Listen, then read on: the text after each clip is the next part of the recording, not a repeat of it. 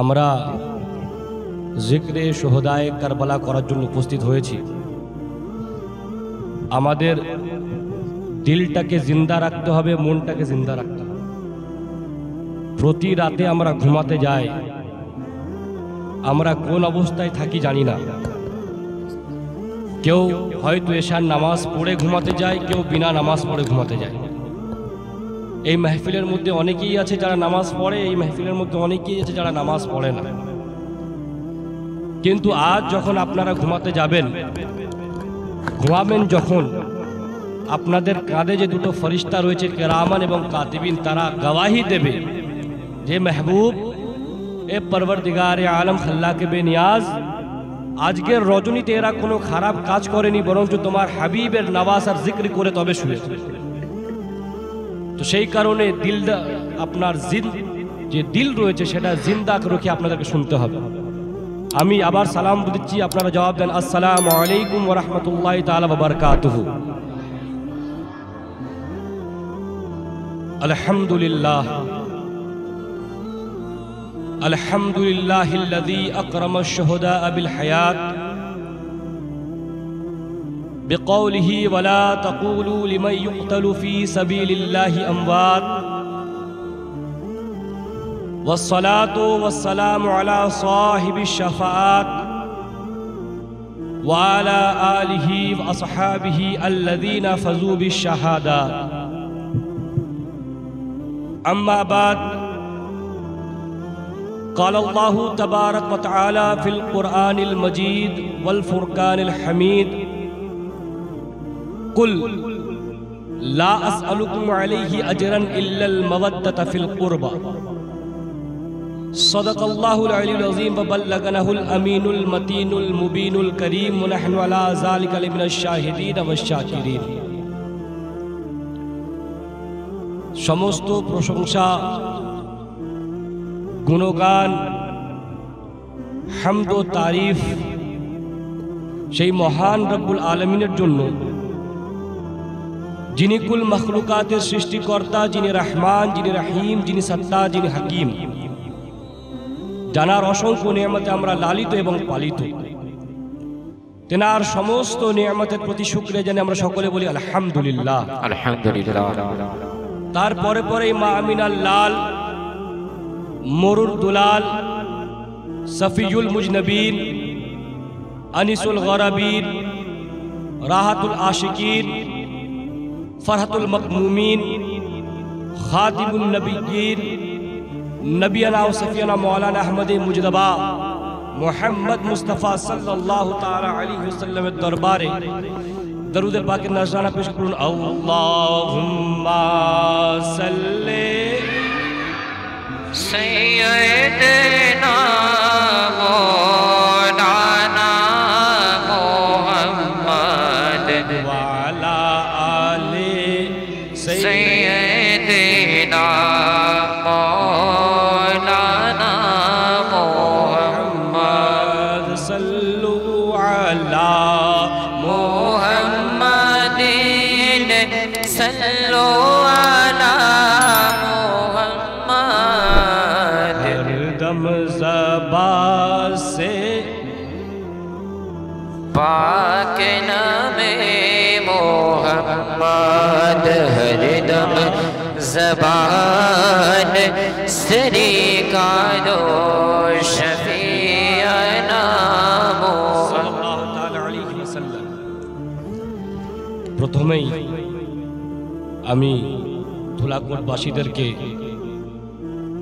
ধন্যবাদ জানাই যারা এই মাহফিলটাকে সাজিয়েছে, বিশেষ করে মাস্টার সাহেব এবং বিভিন্ন কমিটির যারা ছেলেরা রয়েছে, অনেক কষ্ট করে তারা ইমামে হুসেনের মাহফিলটাকে সাজিয়েছে। আল্লাহ তাবারক ওয়া তাআলা ওয়াদা করেন যে ইনদা যিকরি সালিহিন তানাজ্জালু রাহমা, যে যেখানে আল্লাহর নেক বান্দাদের জিক্র করা হয় সেখানে আল্লাহর রহমত বর্ষিত। আল্লাহ তাবারক ওয়া তাআলা তাদের উপর রহম করবে যারা এই মাহফিলটাকে সাজিয়েছে। আল্লাহ আগামী বছর তাদেরকে যেন আরো বেশি ভালো করে এই মাহফিলটাকে করার তৌফিক দান করে, বলুন আমিন। আপনারাও চেষ্টা করবেন যাতে এই মেহফিলটা আরো বড় হয়, কারণ এটা ইমামে পাকের মেহফিল। বাচ্চাদেরকে সরিয়ে দেন এখান থেকে, আপনারা আগে বসে যান, বাচ্চাদেরকে সরিয়ে দেন, আপনারা বাচ্চাদেরকে সরিয়ে দেন, বক্তব্যের মাঝে ডিস্টার্ব হবে। দরুদ পাক পড়ুন, আল্লাহুম্মা সাল্লি সাইয়্যিদিনা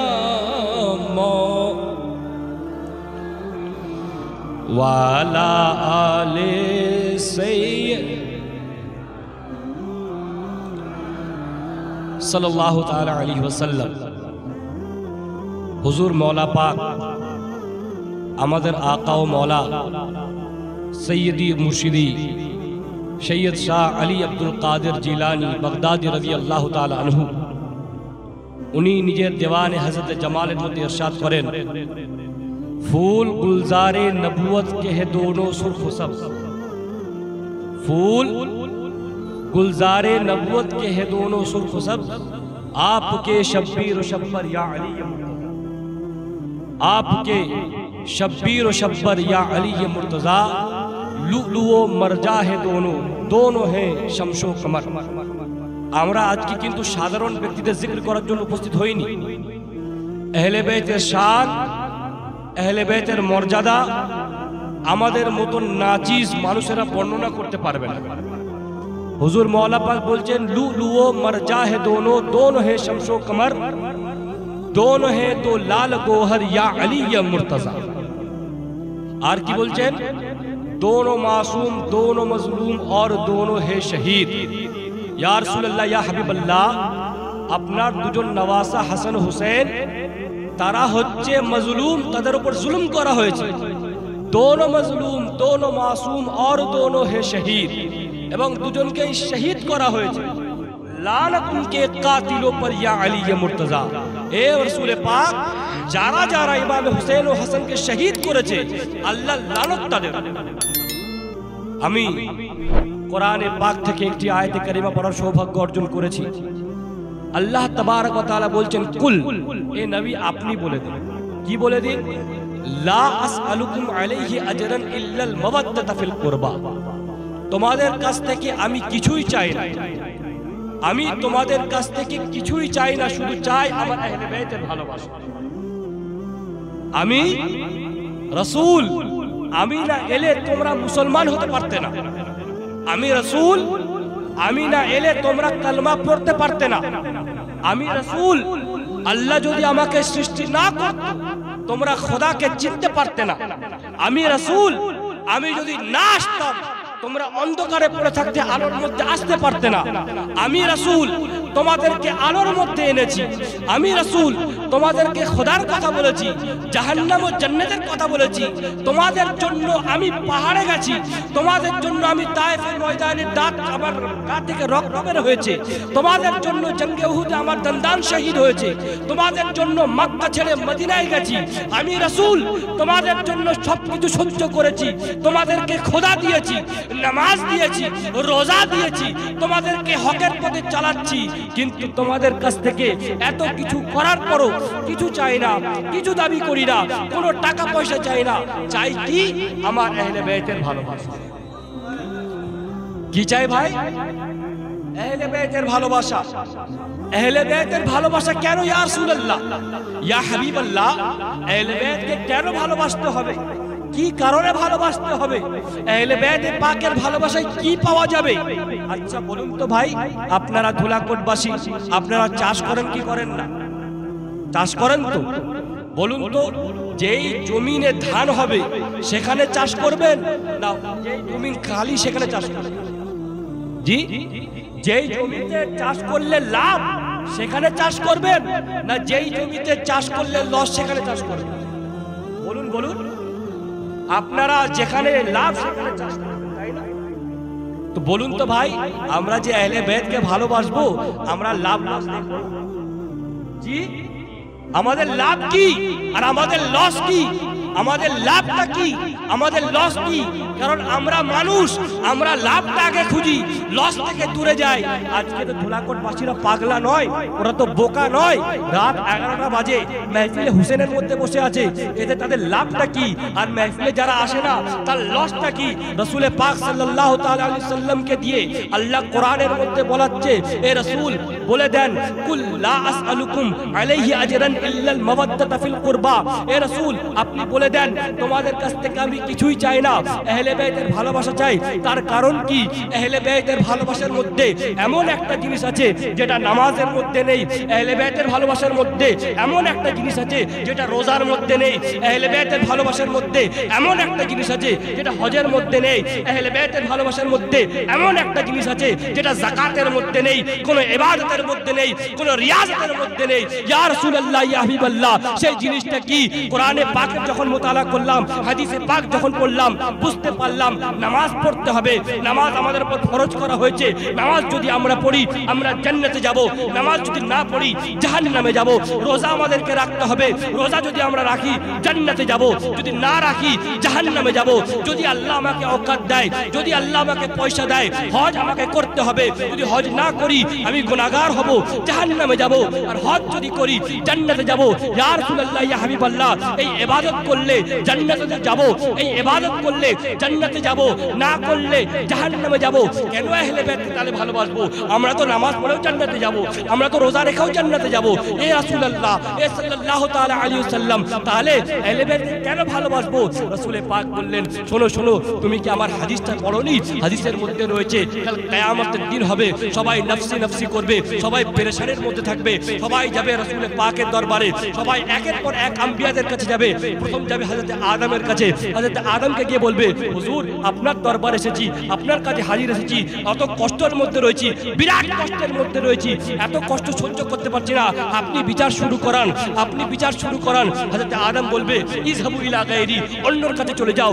এই করতে করতে রাসূলে পাকের দরবারে পৌঁছাবে। রাসূলে পাক বলবে, আমি সুপারিশ করব, কিন্তু তার আগে যারা আহলে বাইতকে ভালোবাসে তাদের কি লাভ? তারা তো জান্নাতে যাবে যাবে। তার ব্যাপারে আমার রাসূল বলছে, মান আহাব্বানি, যে আমাকে ভালোবাসলো, ও আহাব্বা হাযাইনি, এবং হাসান হোসেনকে ভালোবাসলো, ও আহাব্বা উম্মাহুমা, এবং যে তার মাকে ভালোবাসলো অর্থাৎ ফাতেমাকে ভালোবাসলো, ও আহাব্বা আবাহুমা, এবং যে আলীকে ভালোবাসলো, কানা মাই ফি দারাজাতি ইয়াউমিল কিয়ামাত। শোনো শোনো, সবাই নফসি নফসি করবে, কিন্তু যারা আহলে বাইতকে ভালোবাসবে, আমাকে ভালোবাসবে, কাল কিয়ামতের দিন সবাই নফসি নফসি করবে, তারা আমার সাথে কিয়ামতের দিন থাকবে।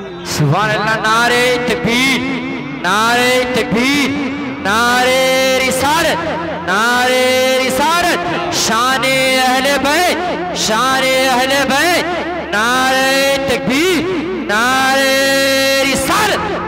ভাই সবাই নফসি নফসি করবে, কিন্তু যারা আহলে বাইতকে ভালোবাসবে তারা রাসূলে পাকের সাথে থাকবে। যখন এই হাদিস আমার মওলা পাক দেখলেন, दीवान पाकर मध्य लिख लें, ताकि इसके पंजतन की गर्मियां देखे अगर ए सूर्यो एक कियामतेर सूर्यो তুমি তো আজকে অনেক জলজল করছো, অনেক তাপ তোমার মধ্যে রয়েছে, অনেক আক্রোশ রয়েছে তোমার মধ্যে, অনেক গরম রয়েছে তোমার মধ্যে। দাগে ইসকে পঞ্জতন কি গরমিয়া দেখে अगर এ সূর্য আমাদের দিলের মধ্যে আহলে বাইতের প্রেমের যে দাগ রয়েছে তুমি যদি একবার দেখে নাও, সরদ হো খুরশিদ রহমত ইয়া আলী মুর্তজা, সেই গরম সূর্য ঠান্ডা। ওই জন্য আপনাদেরকে বলা হয় মওলা পাক তরিকত আহলে বাইতের ভালোবাসার লাভ। আহলে বাইতের ভালোবাসার লাভ আপনারা শুনতে চান আরো? জি বলুন, ইয়া রাসূলুল্লাহ, সবাই ইয়া রাসূলুল্লাহ, ইয়া রাসূলুল্লাহ। শুনেন, আমরা লাভ দেখি সব জায়গায়, আর আহলে বাইতের ভালোবাসার লাভ আল্লাহু আকবার। কোরআনে পাক বলছে, কুল লা আসআলুকুম আলাইহি আজরান ইল্লাল মাওয়াদ্দাতা ফিল কুরবা। এ নবী বলে দেন, তোমাদের কাছ থেকে আমি কিছুই চাই না, ভালোবাসা। এর আগেও আমি একবার এসে আপনাদেরকে এই পয়েন্ট বলে গেছিলাম, আমি আরেকবার বলছি, তার কারণে আপনারা বুঝে নেন। ভাই রাসূল পাক সারা জীবন আমাদেরকে দিয়েছেন, তাই না? কোনদিন উনি চেয়েছেন? জি, কোনদিন উনি চাননি। উনি সারা জীবন দিয়েছেন। রাসূল পাক সাল্লাল্লাহু তাআলা আলাইহি সাল্লাম আল্লাহর সাথে দিদার করতে গেছে মেরাজের রজনীতে, উনি সেখান থেকে আমাদের জন্য নামাজ রোজা এনে দিয়েছেন। রাসূল পাক সারা জীবন আমাদেরকে দিয়েছেন। উনি কেমন ছিলেন, কেমন দাতা, উনি কেমন দেনেওয়ালা, যার ব্যাপারে হাদিসে পাকের মধ্যে বলছে, রাসূল পাক স্বয়ং বলছে, উতিতু মাফাতিহি খাজাইনিল আরদ, আমাকে দুনিয়ার খাজানার চাবি দাও। আমি যাকে বন্টন করি সে ধনবান হয়ে যায়, লাভবান হয়ে যায়। আমার রাসূল আবু বকরকে দিয়েছে সিদ্দিক আকবর হয়ে, তাই না? উমরে ফারুককে দিয়েছে ফারুকে আজম হয়ে গেছে, উসমানে গনিকে দিয়েছে জুলনুরাইন হয়ে গেছে, মওলা মুর্তজাকে দিয়েছে তো মওলা মুশকিল কুশা হয়ে গেছে। আমার রাসূল সবাইকে দিয়েছে, উনি তো কোনোদিন চান, আজকে কেন চাই? চাওয়ার মধ্যে রহস্য কি? উনি তো সারা জীবন দিয়েছেন, দান করেছেন, তাই না? তো রাসূল পাকের আদত কি ছিল, ওনার অভ্যাস কি ছিল? দান করা, তাই না? কি কথা আমার বুঝতে পারছেন তো? কথা সবাই বুঝতে পারছেন তো? রাসূল পাকের অভ্যাস দান করা, উনি দান করতেন। আজকে চাইছে ইয়া রাসূলুল্লাহ, ইয়া হাবিবাল্লাহ, এই জিনিসটা তো আপনার অভ্যাসের খেলাফ। ধরেন কোন মাওলানা সাহেব 5 ওয়াক্ত নামাজ পড়ে, একদিন যদি মসজিদে নামাজ পড়তে না যায়, লোকেরা বলে না যে মাওলানা সাহেব মসজিদে যায় না কেন? তার এটা অভ্যাসের খেলাফ। কারণ সে সারাদিন নামাজ পড়ে, 5 ওয়াক্ত যায়, একদিন যায়নি, তো লোকরা, তাই না? তো অভ্যাসের খেলাফ যখন হয়ে যায়, মানুষ চিন্তা করতে লাগে যে রাসূল পাক তো সারা জীবন দিয়েছেন, সারা জীবন উনি দিয়েছেন, আজকে কেন চাইছেন? আমি যখন এটা চিন্তা করতে লাগলাম, তো হাদিসে পাকের মধ্যে একটা জিনিস পেলাম যে দেখো, দাওয়া দু রকম হয়। দাওয়া ক রকম হয় ভাই? জি, আর চাওয়াও দু রকম। আমি কাউকে টাকা দিয়েছি, বুঝতে পেরেছেন, আর বলছি বাবা আমাকে 1 মাসের মধ্যে দিতে হবে, মানে তাকে আমি চুক্তি করে নিলাম। আর একজনকে আমি টাকা দিয়েছি, বাবা তুমি রেখে দাও, আমার দরকার, তাই না? এটা দাওয়া। আর চাওয়াও দু রকম হয়, যে বাবা আমার টাকা লাগবে, আমাকে দাও, এইটা এক রকম চাওয়া। আর এক রকম চাওয়া কি, যে বললাম বাবা আমাকে তুমি কিছু দাও, তুমি আমাকে তুমি আমাকে তোমার টুপি দাও, আমি টুপিটা চাইলাম কি চাইলাম? বলুন সবাই বলুন, বুঝতে পারছেন তো আমার বক্তব্য? আমি টুপিটা চাইলাম কি চাইলাম না? এবার টুপিটা চাওয়ার পর আমি আমার মোবাইলটা টুপিতে লুকিয়ে দিয়ে দিলাম, ওটা চাওয়া হলো না, দাওয়া হলো? জি, তো চাওয়া দাওয়ার জন্য, বলুন না সুবহানাল্লাহ। আমার রাসূল চেয়েছেন আমাদেরকে কিছু দেওয়ার জন্য, বলবেন না সুবহানাল্লাহ? এই চাওয়ার মধ্যে রহস্য রয়েছে। রহস্যটা কি? আমার রাসূল পাক চেয়েছেন আহলে বাইতের ভালোবাসা দাও, তোমরা আমার আহলে বাইতকে ভালোবাসো। আমি তোমাদের কাছ থেকে এটা চাইছি, নিজের জন্য নয়, তোমাদেরকে কিছু দেওয়ার জন্য। সুবহানাল্লাহ, বেশক কিছু দেওয়ার জন্য। সেই দাওয়াটা কি? হাদিসে পাকের মধ্যে এসেছে, আমরা সবাই চাই ইয়া আল্লাহ, গুনাহগার বান্দা, সিয়াকার বান্দা, বদকার বান্দা, হয়তো ঠিকমতো নামাজ পড়তে পারি না, রোজা রাখতে পারি না, যাকাত দিতে পারি না, হজ করতে পারি না, ইয়া রাসূলুল্লাহ, ইয়া হাবিবাল্লাহ, আপনার শরীয়তের উপর চলতে পারি না, কিন্তু আহলে বাইতকে ভালোবাসি। দিলের মধ্যে একটা আরজু রয়েছে, দিলের মধ্যে একটা আশা রয়েছে, দিলের মধ্যে একটা আশা রয়েছে। আশাটা কি?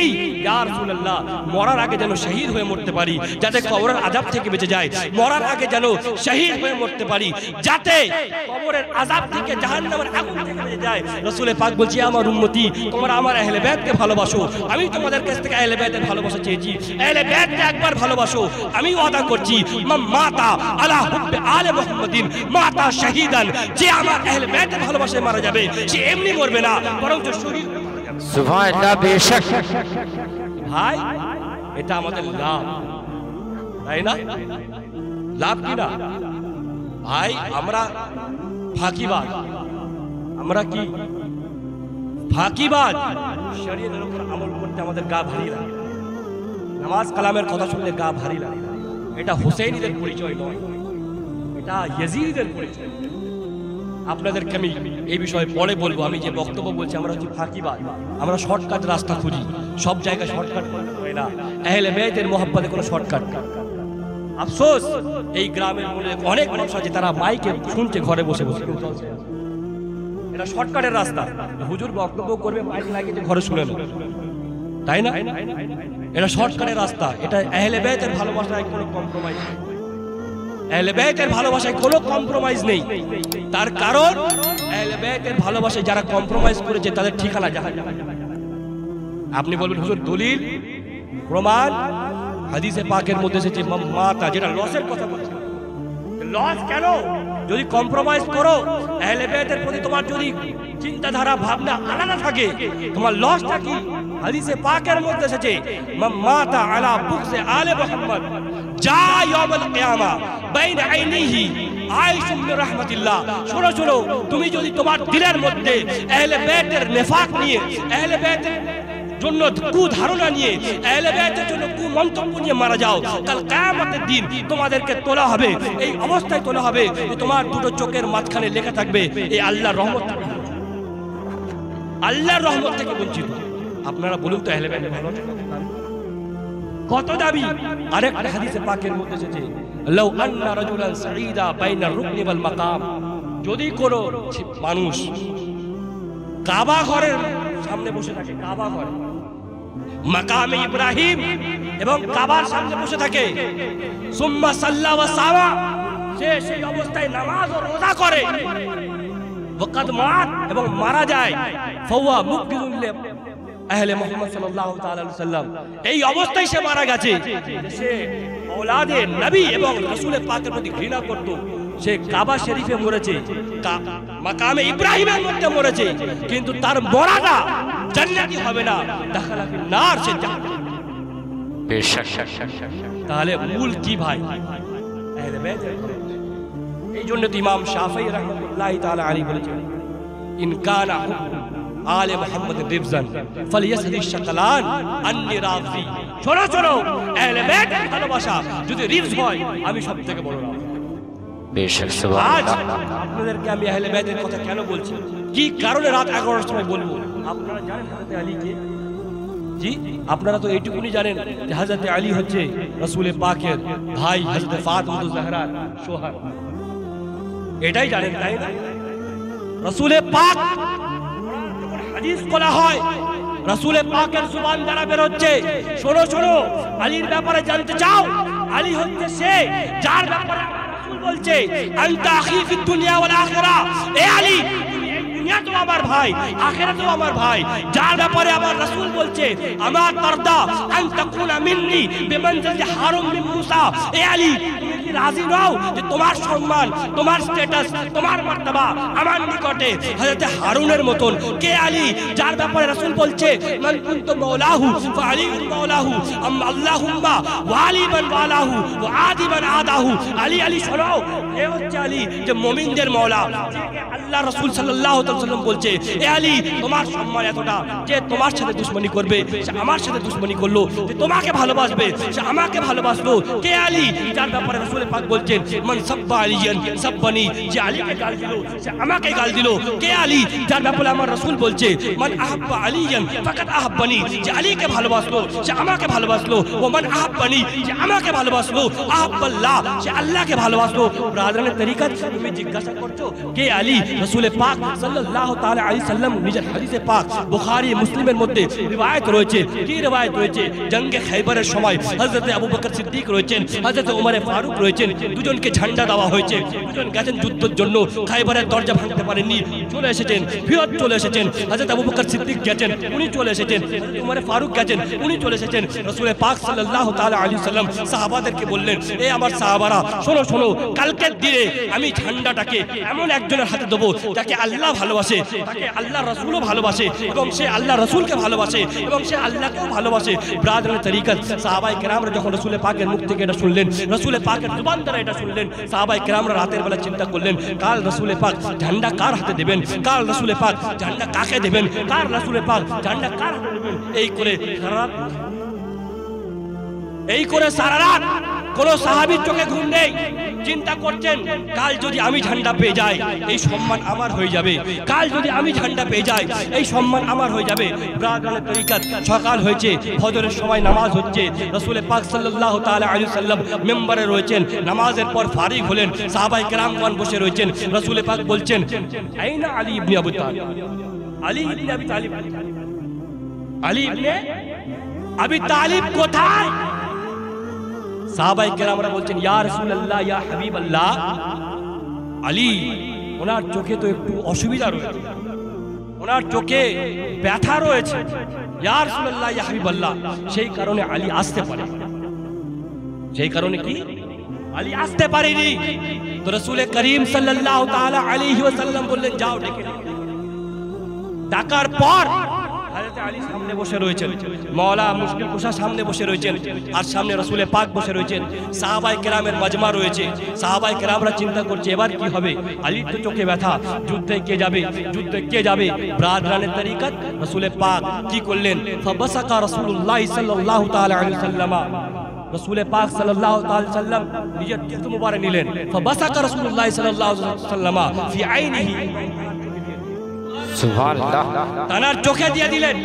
যখন চোখে দিলেন রাসূল পাক জিজ্ঞাসা করলেন আলী তুমি কি দেখতে পাচ্ছ তোমার চোখের ব্যথা ঠিক হলো? তখন বলে ইয়া রাসূলুল্লাহ ইয়া হাবিবাল্লাহ, আমার চোখের ব্যথা শেষ। জঙ্গে খায়বারের চ্যাপ্টার তুলুন, আজকে হযরত আলীর ফজিলত বর্ণনা করছি আপনাদের সামনে।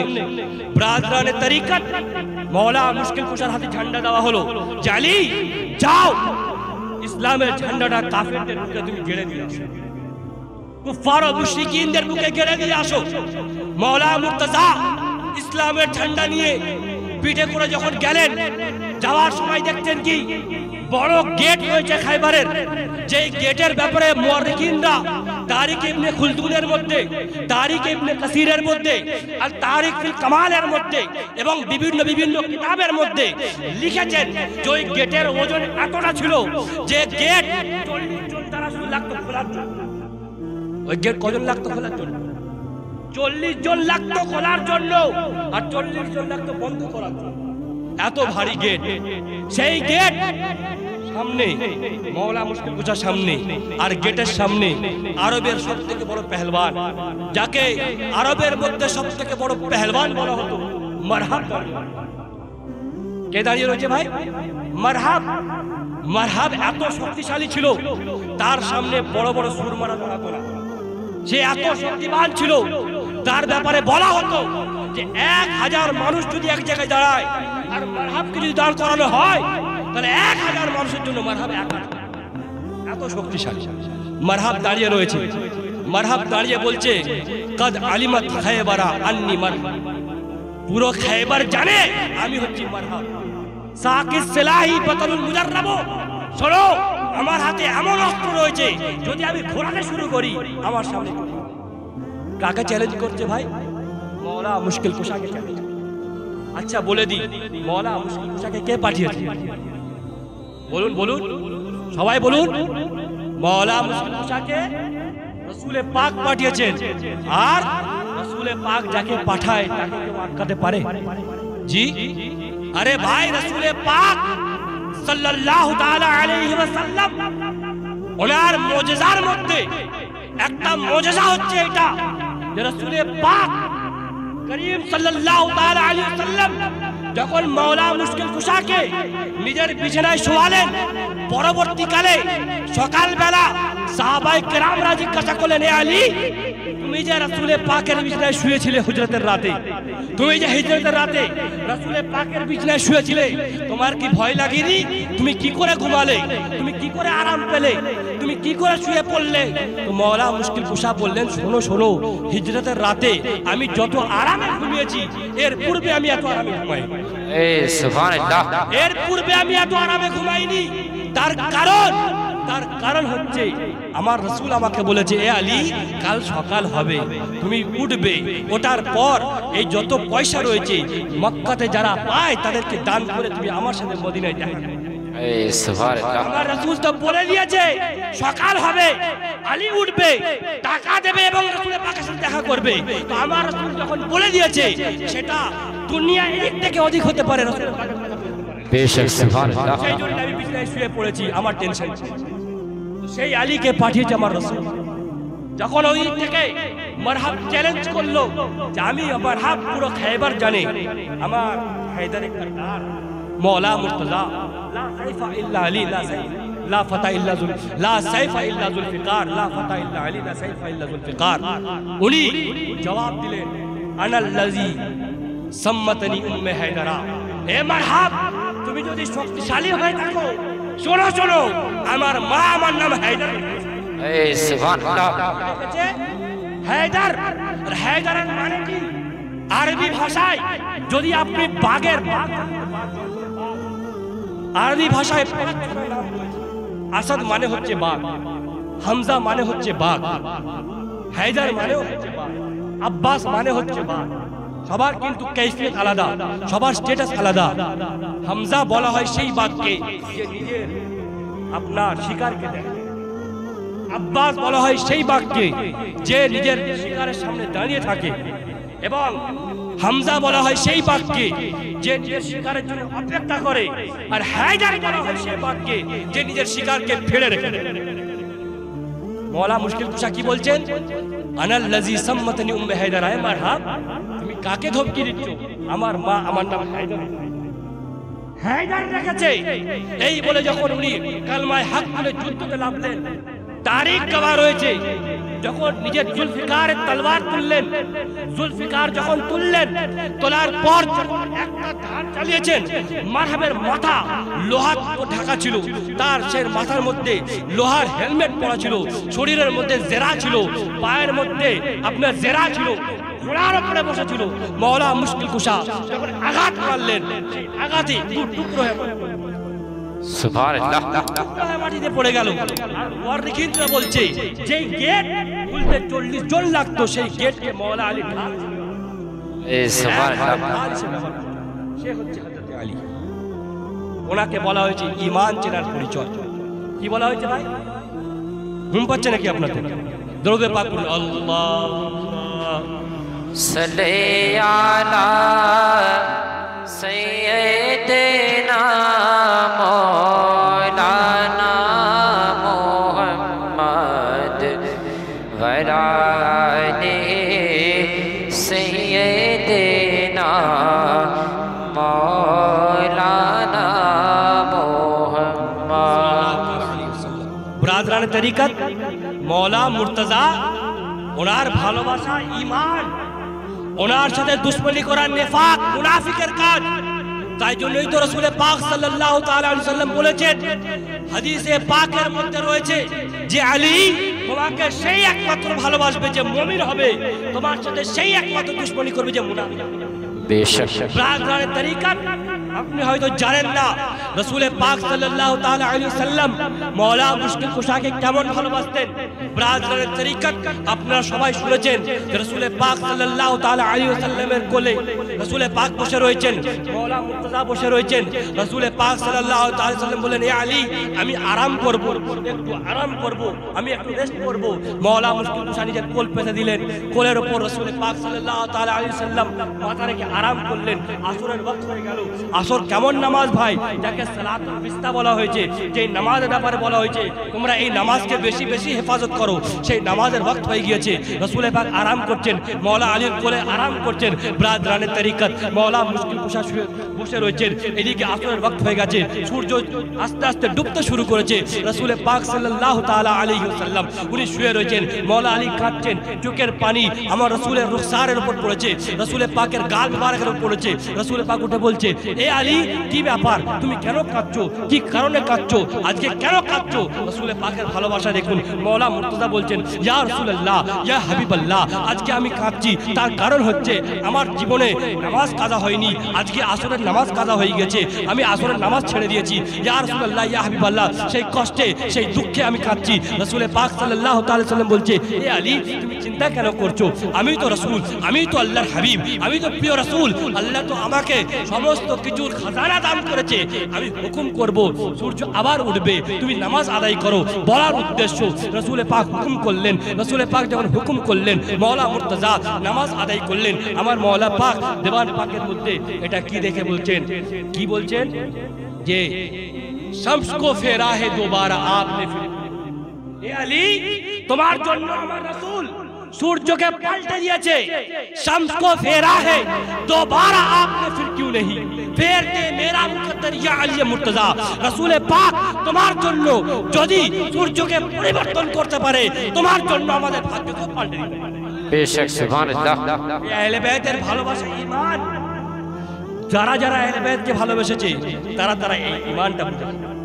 আজ 10ই মুহররম, আজকের রাতের অনেক গুরুত্ব, এই রাত অনেক গুরুত্বপূর্ণ রাত। অসুবিধা হচ্ছে না তো? দেখেন শেষ করে দেবো তাহলে নাকি? অসুবিধা নেই তো? ঘুমাচ্ছেন নাকি? আমার ঘুমন্ত বক্তা দরকার নেই, মহিলারা তো প্রচুর, ছেলেরা কেউ আসে না। আফসোস এটা। একবার বলতো নারে হায়দারি, या अली নারে হায়দারি। या अली ঘুম পেলে বলে দেবেন শেষ করে দেবেন।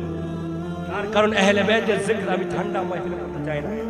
দেখেন আহলে বাইতের ভালোবাসা, ব্রাদরানের তরিকত, রাসূল পাক সাল্লাল্লাহু তাআলা আলাইহি ওয়াসাল্লাম, এই যে 10 তারিখের রাত, আশুরার দিন, 10ই মুহররম যাকে বলা হয়, এর অনেক গুরুত্ব রয়েছে। তারিখের কিতাবের মধ্যে রয়েছে এই দিনেই হযরতে মুসাকে নাজাত দেওয়া হয়েছিল, এই দিনেই হযরতে সুলেমানকে বাদশাহত দেওয়া হয়েছিল, এই দিনেই হযরতে ইউসুফ আলাইহিস সালাম ও তাসলিম নিজের আব্বার কাছে গেছিলেন, এই দিনেই হযরতে মুসা ফিরআউনের কাছ থেকে নিজের বনি ইসরাইলকে ছাড়িয়ে আনতে পেরেছিলেন। এই দিনে অনেক অনেক অনেক ফজিলত রয়েছে। কিন্তু বাচ্চা বাচ্চাকে জিজ্ঞাসা করা হয় 10 মুহররম কি গো, তারা এইগুলো কি বলবে? কেউ বলবে যে এই দিনে হযরত আদমকে সৃষ্টি করা হয়েছে, কেউ বলবে যে আজকে জান্নাত ও জাহান্নামকে সৃষ্টি করা হয়েছে, কেউ বলবে, সবাই বলবে এই দিন সেই দিন যেই দিন হযরত ইমাম হোসেনকে শহীদ করা হয়েছে, তাই না? সমস্ত ঘটনা, কত বড় বড় ঘটনা, সমস্ত ঘটনা একদিকে ইমাম হোসেনের শাহাদাত। তার কারণ কি?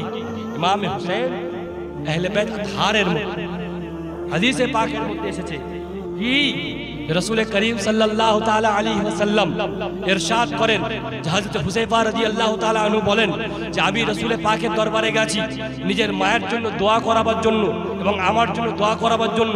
মাগরিবের সময় গেছি, মাগরিব হয়ে গিয়েছে, রাসূল পাকের পিছনে নামাজ আদায় করেছি। নামাজ আদায় করার পর আমি রাসূল পাককে বলতে পারিনি যে কি কারণে এসেছি। এশা হয়ে গিয়েছে, এশার নামাজের পর আমি বসে রয়েছি। রাসূল পাক সাল্লাল্লাহু তাআলা আলাইহি ওয়াসাল্লাম আমার দিকে তাকিয়ে বললেন, মা হাজাতুকা, এ হুযায়ফা তোমার কি দরকার, কি অবস্থা, কেন এসেছো? রাসূল পাক যখন জিজ্ঞাসা করলেন, বলেন ইয়া রাসূলুল্লাহ, ইয়া হাবিবাল্লাহ, আমি আমার জন্য এবং আমার মায়ের জন্য দোয়া করাবার জন্য এসেছি। তখন আমার রাসূল দোয়া করলেন যে আল্লাহ তোমাকে এবং তোমার মাকে যেন বকশে দেয়। রাসূল পাক যখন দোয়া করলেন, আমি যখন পিছনে ঘুরেছি দেখছি রাসূল পাক সাল্লাল্লাহু তাআলা আলাইহি সাল্লাম একটা চাদর গায়ে দিয়ে রয়েছেন, কালো রঙের চাদর রয়েছে। রাসূল পাক সাল্লাল্লাহু তাআলা আলাইহি সাল্লাম সেই চাদরের মধ্যে মনে হচ্ছে যেন কিছু ভারী জিনিস লুকিয়ে রয়েছেন, কিন্তু ভারী জিনিস রয়েছে। হযরত হুযায়ফা জিজ্ঞাসা করলেন, ইয়া রাসূলুল্লাহ, ইয়া হাবিবাল্লাহ, আপনার চাদরের মধ্যে কি লুকানো রয়েছে? আপনার চাদরের মধ্যে কি রয়েছে? চাদরের মধ্যে কি লুকিয়েছেন? রাসূল পাক মুচকি হাসলেন। হাসার পর যখন চাদর সরালেন, একদিকে হাসান রয়েছে, একদিকে হোসেন রয়েছে। রাসূল পাক বললেন, হাউলাই আহলে বাইতি, এটা হচ্ছে আমার আহলে বাইত। আল্লাহুম্মা মান উহিব্বু, এ মাওলা আমি একে ভালোবাসি। ফাউহিব্বুহু, মাওলা এই দুজনকে আমি ভালোবাসি, তুমি এদেরকে ভালোবাসো। ওমান আহিব্বা ইউহিব্বুহু, এবং যারা এদেরকে ভালোবাসে তাদেরকেও তুমি ভালোবাসো। ए सुभान अल्लाह बेशक এটা হচ্ছে আহলে বাইতের ভালোবাসা। রাসূল পাক যার ব্যাপারে বলেছেন, ব্রাদরানের তরিকত কেমন ভালোবাসা। রাসূল পাক বলছেন, আল হাসান ওয়াল হুসাইন রায়হানাতাই ফিদ দুনিয়া, হাসান ও হুসেন আমার দুটো ফুল দুনিয়ার। এই হাদিসের ব্যাখ্যা সোজা সোজা, রাসূল পাক নিজের সন্তানদেরকে ফুল বলেছেন, তাই না? কিন্তু আমি এই হাদিসের পাকের ব্যাখ্যা করছি। গোলাপ ফুল দেখেছেন? গোলাপ ফুল, গোলাপ ফুল যখন গাছে লেগে থাকে তার গন্ধ কিন্তু বেশি দূর ছড়ায় না, ছড়ায় না। আপনার নাকটাকে তার কাছে নিয়ে যেতে হবে, নিয়ে যখন যাবেন তবেই আপনি গোলাপ ফুলের সুগন্ধ পাবেন, তাই না? তাই তো। কিন্তু সেই গোলাপ ফুলকে যখন আপনি ছিঁড়বেন, ছেঁড়ার পর তার পাতাকে যখন আপনি ছড়িয়ে দেবেন, তখন তার গন্ধ কিন্তু সারা জায়গায় ছড়িয়ে যাবে, তাই না? কি লক্ষ্য করে দেখবেন যে গোলাপ ফুল যখন গাছে লেগে থাকে সেই গন্ধ সব জায়গায় ছড়ায় না, বরং গাছ এবং আশেপাশে থাকে। কিন্তু সেই গোলাপ ফুলকে আপনি যখন ছিঁড়বেন, ছেঁড়ার পর যখন আপনি ছড়িয়ে দেবেন, তার গন্ধ দূর দূর পর্যন্ত ছড়িয়ে যায়। তো ইয়াজিদ মনে করেছিল মদিনার যে ফুল হাসান ও হুসেন, তার মধ্যে যে ফুল ছিল হুসেন, তাকে তাকে আমি ছিঁড়ব, অর্থাৎ তাকে কষ্ট দেব এবং কারবালার ময়দানে তাকে ছড়িয়ে দেব, অর্থাৎ তাদেরকে শহীদ করে দেব। হুসেন শেষ হয়ে যাবে, হুসেনকে কেউ জানবে না, হুসেনকে কেউ চিনবে না, হুসেনকে কেউ মানবে না। কিন্তু জানে না ওটা তো গোলাপ ফুল ছিল, এটা তো জান্নাতের ফুল, এটা তো রাসূলের পাকের ফুল। তুমি যত ছড়াবে তার তত গন্ধ বাড়তে থাকবে। তুমি কারবালার ময়দানে এটাকে ছড়াবার চেষ্টা করেছো।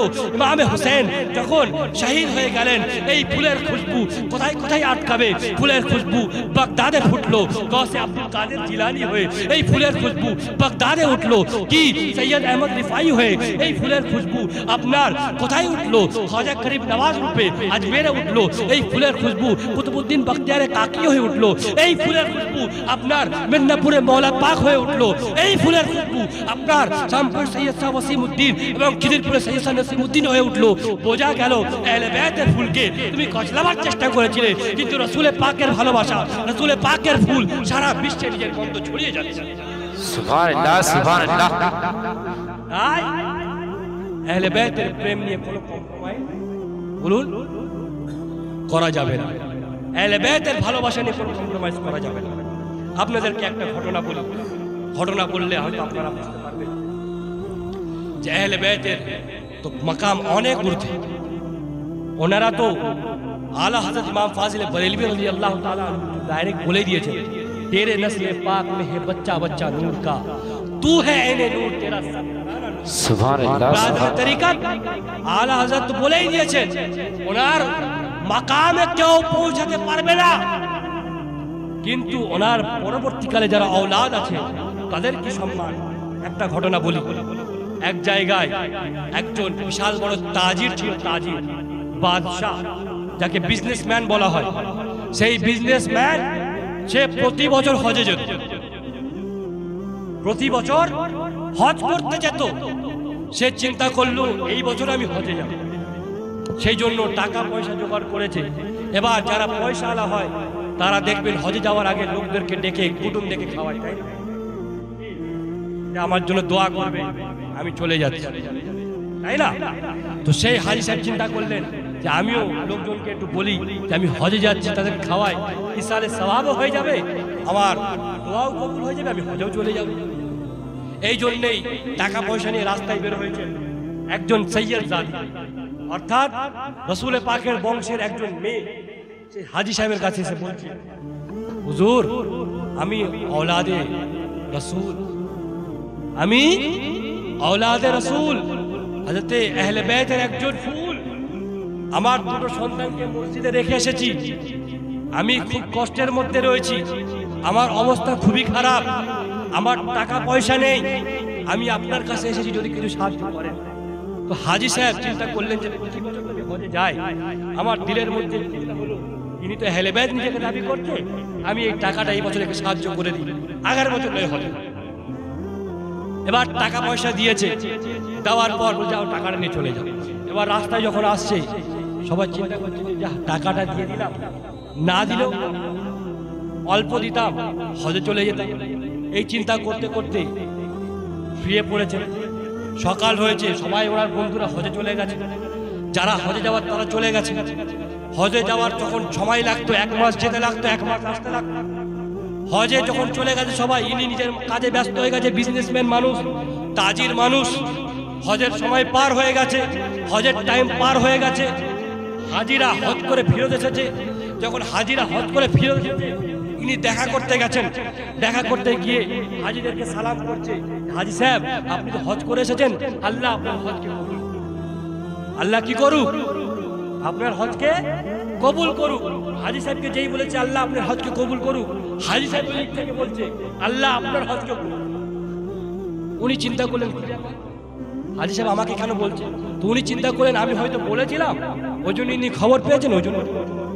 আরেক হাজি সাহেবের কাছে কাছে উনি সালাম করলেন, বললেন আল্লাহ আপনার হজকে কবুল করুক। সেই হাজি বলছেন আল্লাহ আপনার হজকে কবুল করুক। এই করে যত হাজি ছিল সবার সাথে দেখা করেছে, সবাই একই কথা। ইনি যখন বলছেন আল্লাহ আপনার হজকে কবুল করুক, ওই থেকে উত্তর আছে আপনি আপনারও হজকে কবুল করুক। ইনি চিন্তা করলেন কি ব্যাপার, আমি তো হজে যাইনি, আমাকে এ লোক হাজি কেন বলছে? আমি তো হজে যাইনি। ব্রাদারের তরিকত রাতের বেলা এশার নামাজ পড়েছে, পড়ার পর শুয়েছে, শুয়ে কি দেখছে রাসূল পাক স্বপ্নে এসেছে। সুবহানাল্লাহ সুবহানাল্লাহ। রাসূল পাক স্বপ্নে এসেছে, এসে বলছে এ আমার উম্মত, এ আমার গোলাম, এ আমার চাহনেওয়ালা, তুমি আমার আহলে বাইতের ভালোবাসায় নিজের হজের টাকা দান করে দিয়েছো, এটা আমার খুব পছন্দ হয়েছে, এটা আমার খুব ভালো লেগেছে। আমি আল্লাহর দরবারে দোয়া করেছি আল্লাহ যেন তোমার সম্মানকে বাড়িয়ে দেয়। তো আল্লাহ তোমার সম্মান এমন ভাবে বাড়িয়েছে যে আল্লাহ তাবারক ওয়া তাআলা একটা ফেরেশতা সৃষ্টি করেছে তোমার মতন দেখতে, তোমার মতন দেখতে, সে তোমার মতন চলবে, তোমার মতন কথা বলবে, প্রতি বছর সে তোমার হয়ে হজ করবে। সুবহানাল্লাহ সুবহানাল্লাহ। প্রতি বছর তোমার হয়ে হজ করবে। এই হাজী সাহেব যারা বলছে আল্লাহ তোমার হজকে কবুল করুক, তারা তোমাকে দেখেনি, সেই ফেরেশতাকে দেখেছে। সেই ফেরেশতাকে দেখে তোমাকে মনে করে তোমাকে বলছে আল্লাহ যেন তোমার হজকে কবুল করুক। সুবহানাল্লাহ সুবহানাল্লাহ। এটা হচ্ছে আহলে বাইত। সে আহলে বাইতের নাম লেনেওয়ালা ভাই। আফসোস তো এখানে যে আজ হুসেনে পাকের মেহফিলের মধ্যে আমরা থাকতে পারি না। আমাদের রাত কেমন কাটে, আমাদের দিন কেমন কাটে, আমাদের সকাল সন্ধ্যা কেমন কাটে, যদি আপনারা চেক করেন আপনারা লজ্জায় পড়বেন। এরকম কি ইমামে হাসান হুসেনের দিন কাটত? আজ মাগরিবের নামাজ আমি মসজিদে পড়িয়েছি, এশার নামাজ মসজিদে পড়িয়েছি, নামাজের মধ্যে এক কাতার থেকে দু কাতার মানুষ। এই মসজিদে পাথর লাগানো কি লাভ? নামাজ পড়তে আসেন, লাভ আছে? এই এতগুলো পাকা লাগিয়ে কি লাভ যদি আপনি নামাজই না পড়তে আসেন? হোসেনে পাককে চাহনেওয়ালা এই 10ই রাত কিতাব খুলে দেখো, ইয়াজিদের দলের মধ্যে 22,000 হাফেজ, মাওলানা, মুফতি সবাই ছিল। এই রাতে তারা কি করছিল? নাচ গান করছিল, তারা ঢোল তামাশা করছিল, তারা খুশি পালন করছিল। এই রাতে হুসেনের দিকে দেখো, সেই 72-এর মধ্যে কেউ কোরআন তেলাওয়াত করছে, কেউ নামাজ পড়ছে। ভাই আমরা কেমন রাত কাটাই? ইয়াজিদের মতো রাত কাটাই। মোবাইলে সারাদিন ফিল্ম চলে, মোবাইলে রাতে গান চলে, নামাজের কোনো ধারধারি নেই, হুসেনের নাম নেই। হুসেন তো সেই হুসেন যে কারবালার ময়দানে নিজের ভাইকে খুইয়েছে, নিজের ছেলেকে খুইয়েছে, নিজের ভাইয়ের সন্তানদেরকে খুইয়েছে, নিজের সমস্ত কিছু খুইয়েছে। আরে ভাই আপনাদেরকে জিজ্ঞাসা করি, আপনার চোখের সামনে যদি আপনার ছোট বাচ্চাকে মেরে দেওয়া হয় আপনার কলিজা ফেটে যাবে না? আপনার চোখের সামনে আপনার ভাইকে যদি মেরে দেওয়া হয় আপনার কলিজা ফেটে যাবে না? আপনার চোখের সামনে আপনার যাকে ভালোবাসেন তাদেরকে যদি মেরে দেওয়া হয়, শহীদ করে দেওয়া হয়, আপনার কলিজা ফেটে যাবে না? হযরত আলী আসগর উনি তো মাসুম ছিলেন, ছোট্ট বয়স, ওনার তীর যখন হুলকুমে লেগেছে, চিন্তা করো হুসেনের দিলে কি হয়েছে। চিন্তা করো হযরত আব্বাসের যখন হাত কেটেছে, চিন্তা করো ওনাদের বুকে কি হয়েছে। চিন্তা করো হযরত কাসেমের শহীদ করা হয়েছে, তখন ওনার বুকে কি হয়েছে। আলী আসগর নওজওয়ান ছেলে, 18 বছর বয়স, তারাকে যখন শহীদ করা হয়েছে, চিন্তা করো কি অবস্থা। ব্রাদার তরিকত চিন্তা করো হযরত কাসিমকে যখন শহীদ করা হচ্ছে, হযরত কাসিম হুসেন পাকের দিকে তাকাচ্ছে আর বলছে হুসেন পাক আপনার কলম তলে আমার জান। চিন্তা করো আজ তাদের মেহফিল সাজিয়েছে, তোমাদের চলাফেরা কেমন? নামাজে তোমরা নেই, রোজাতে তোমরা নেই, ভালো কাজে তোমরা নেই, কাতে রয়েছো ঢোল তামাশাতে, কাতে রয়েছো খারাপ কাজে, কাতে রয়েছো চুগুল করে, কাতে রয়েছো সমস্ত খারাপ করে তোমরা রয়েছো। যেটা হুসেন কি করে গেছে কারবালার ময়দানে, হযরত আলী আসগরের লাশ ওনাকে নামাজ পড়াতে, হযরত আলী আকবরের লাশ ওনাকে নামাজ পড়াতে আটকায়নি, হযরত কাসিমের লাশ ওনাকে নামাজ পড়াতে আটকায়নি। 22,000 বড় বড় শয়তান ইবলিস মালউনরা তলোয়ার নিয়ে যখন হুসেন পাকের দিকে আগিয়ে গেছে, সেই তলোয়ার হুসেন পাককে নামাজ থেকে আটকায়নি। তারিখের মধ্যে রয়েছে হুসেন পাকের যখন জিসমে মুবারক খোলা হয়, সেই জিসমের মধ্যে 52 খানা তীরের আঘাত ছিল। সেই 52 খানা তীর হুসেনকে নামাজ থেকে আটকায়নি।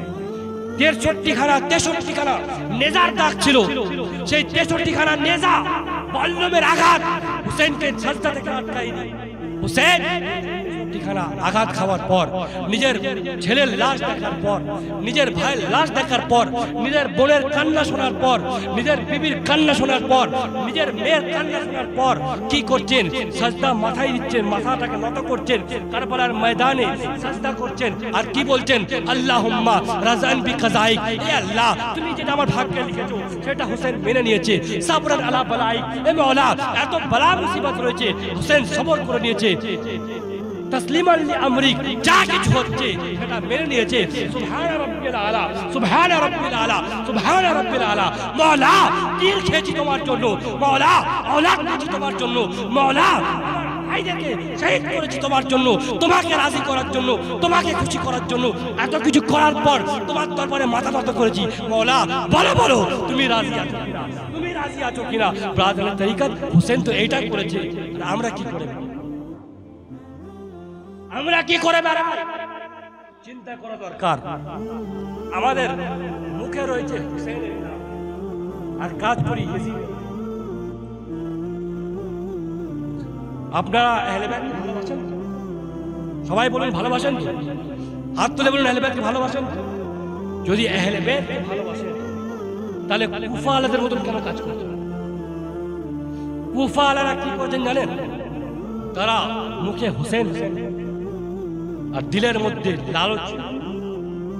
ইমামে মুসলিম যখন রাসূল পাক সাল্লাল্লাহু তাআলা আলাইহি ওয়াসাল্লামের নওয়াসা হুসেনে পাক পাঠালেন, এমনি পাঠাননি, সুলেমান বিন সুরদ তার বাড়িতে বসে তিনজন বলল যে হুসেনে পাককে চিঠি লেখা হোক। হুসেনে পাকের দরবারে 1200 খানা চিঠি গেল। মুআররিখিনরা বিভিন্ন রিওয়ায়াত করেছেন, কোন জায়গায় রয়েছে 53 খানা, কোন জায়গায় রয়েছে 24 খানা, আর ম্যাক্সিমাম রয়েছে 1200 খানা। 1200 খানা চিঠি গেছে। হুজুর আপনি চলে আসেন, আপনাকে আমরা ভালোবাসি, ইয়াজিদকে আমরা মানি না, ইয়াজিদ কি হয়েছে তাকে আমরা মানি না, আপনার হাতে বায়াত হব, আপনি চলে আসেন, আপনাকে আমরা মানবো। হুসেনে পাক এখন যান, কে গেলেন? ইমামে মুসলিম। ইমামে মুসলিমকে পাঠালেন। ইমামে মুসলিমকে যখন পাঠালেন, রিওয়ায়াতের মধ্যে এসেছে একদিনে 18,000 জন বায়াত গ্রহণ করছে। কজন ভাই বলুন? 18,000 জন একদিনে বায়াত গ্রহণ করেছে। সেখানকার গভর্নর ছিল নোমান বিন বশির। সে আহলে বাইতকে ভালোবাসত। তো কিছু ইয়াজিদি তার কাছে গেল, কুফার গভর্নর নোমান বিন বশিরের কাছে, যে আপনি মুসলিমকে এত ঢিল দিচ্ছেন, ও 18,000 জনকে মুরিদ করে ফেলেছে, আপনি কি ইয়াজিদের সাথে বাগাবাগ করছেন? ইয়াজিদকে কি আপনি মানেন না? সে তো খলিফা, সে তো যুগের খলিফা, আপনি কি মানেন না? তখন বলছে আমি আহলে বাইত বলতে পারবো না। তারা সেখান থেকে উঠে গিয়ে ইয়াজিদকে চিঠি লিখলো যে আপনি নোমান বিন বশিরকে সরিয়ে দেন, সরিয়ে এমন একজনকে পাঠান যে এই জিনিসটাকে, ফিতনাটাকে আটকাবে, মুসলিমকে অ্যারেস্ট করবে বা শহীদ করবে। তখন ইয়াজিদ ইবনে জিয়াদকে, এই ইবনে জিয়াদকে পাঠাবার পর নোমান বিন বশিরকে ওখান থেকে সরিয়ে দেওয়া হলো। ইবনে জিয়াদ যখন কুফায় পৌঁছালো, সে কি করলো? সবাইকে ভয় দেখালো। বুঝতে পেরেছেন না? ভয় দেখাতে শুরু করলো। দেখাতে দেখাতে 18,000 মুরিদ। কজন ভাই? একদিনে 18,000। কিন্তু যখন ইবনে জিয়াদ এলো, মাগরিবের নামাজের ওয়াক্ত হলো, 18,000 ইমামে মুসলিমকে ছেড়ে চলে। 18,000 মুসলিমকে ছেড়ে চলে গেল। তারা সবাই দাবি করেনি যে আমরা হুসেনকে ভালোবাসি। তারা সবাই দাবি করেছে যে আমরা হুসেনকে ভালোবাসি, কিন্তু তাদের দিলের মধ্যে কি ছিল? কি ছিল? এমন তারা দাবি করলো যে হুসেনের পাক ছাড়া কাউকে মানবো না, কাউকে ভালোবাসবো না। কিন্তু যখন ইবনে জিয়াদ তাদেরকে কিনতে শুরু করলো, তারাই ইমামে মুসলিমকে শহীদ করলো। শুধু তাই নয়, ইমামে মুসলিমের সন্তান হযরত মুহাম্মদ এবং ইব্রাহিম, যার বয়স 6 বছর, একজনের বয়স 8 বছর, দুই ভাই, তাও তারা ঠান্ডা হলো না। তারপর ইমামে হুসেনকে কারবালার ময়দানে আটকায়। প্রথম কজন ছিল ভাই? 1,000। হুর, হযরতে হুর যিনি পরে তওবা করে নিয়েছিলেন, ইমাম হুসেনের হাতে। তার সাথে 1000 জন সৈন্য পাঠানো হলো যে হুসেনকে আটকাও, হুসেনকে ঘিরে নাও, তাকে আসতে দিও না, হয় সে ইয়াজিদের বায়াত করে নেবে, নয় তাকে শহীদ করে দাও। হযরতে হুর উনি আটকালেন, পরবর্তীকালে উনি তওবা করলেন হুসেনের পাকের হাতে। 1000 জনের পর আবার ইবনে সাদের হাতে 5000। এই যে আস্তে আস্তে সৈন্য বেশি হতে লাগলো, 22000 হয়ে গেল। কেন ভাই? কারা ছিল? কারা ছিল? তারাই ছিল যারা বলেছিল আমি হুসেনকে, আপনি আসেন আপনার হয়ে আমরা যুদ্ধ করব, আপনি আসেন আপনার হয়ে আমরা ইয়াজিদের বিরুদ্ধে লড়ব, আপনি আসেন আপনার বিরুদ্ধে আমরা জিহাদ করব। তারাই আস্তে আস্তে 1000, 5000, 4000, 6000 করতে করতে 22,000। কারণ তারা টাকায় বিক্রি হচ্ছে। আজও ঈমান কি?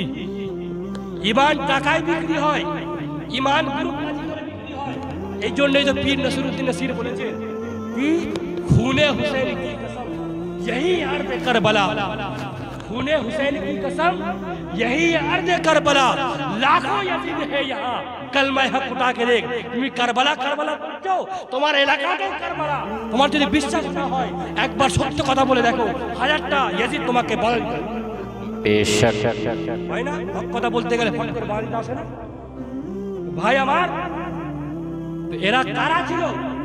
যখন রসুলের পাকের নওয়াজা তার সামনে এলেন খুতবা দেওয়ার জন্য, রসুলের পাকের নওয়াজা বললেন, এ কুফাবাসী, আমি তো এখানে নিজে আসি, তোমরা আমাকে চিঠি রেখে ডেকেছো, এত বড় জালেম।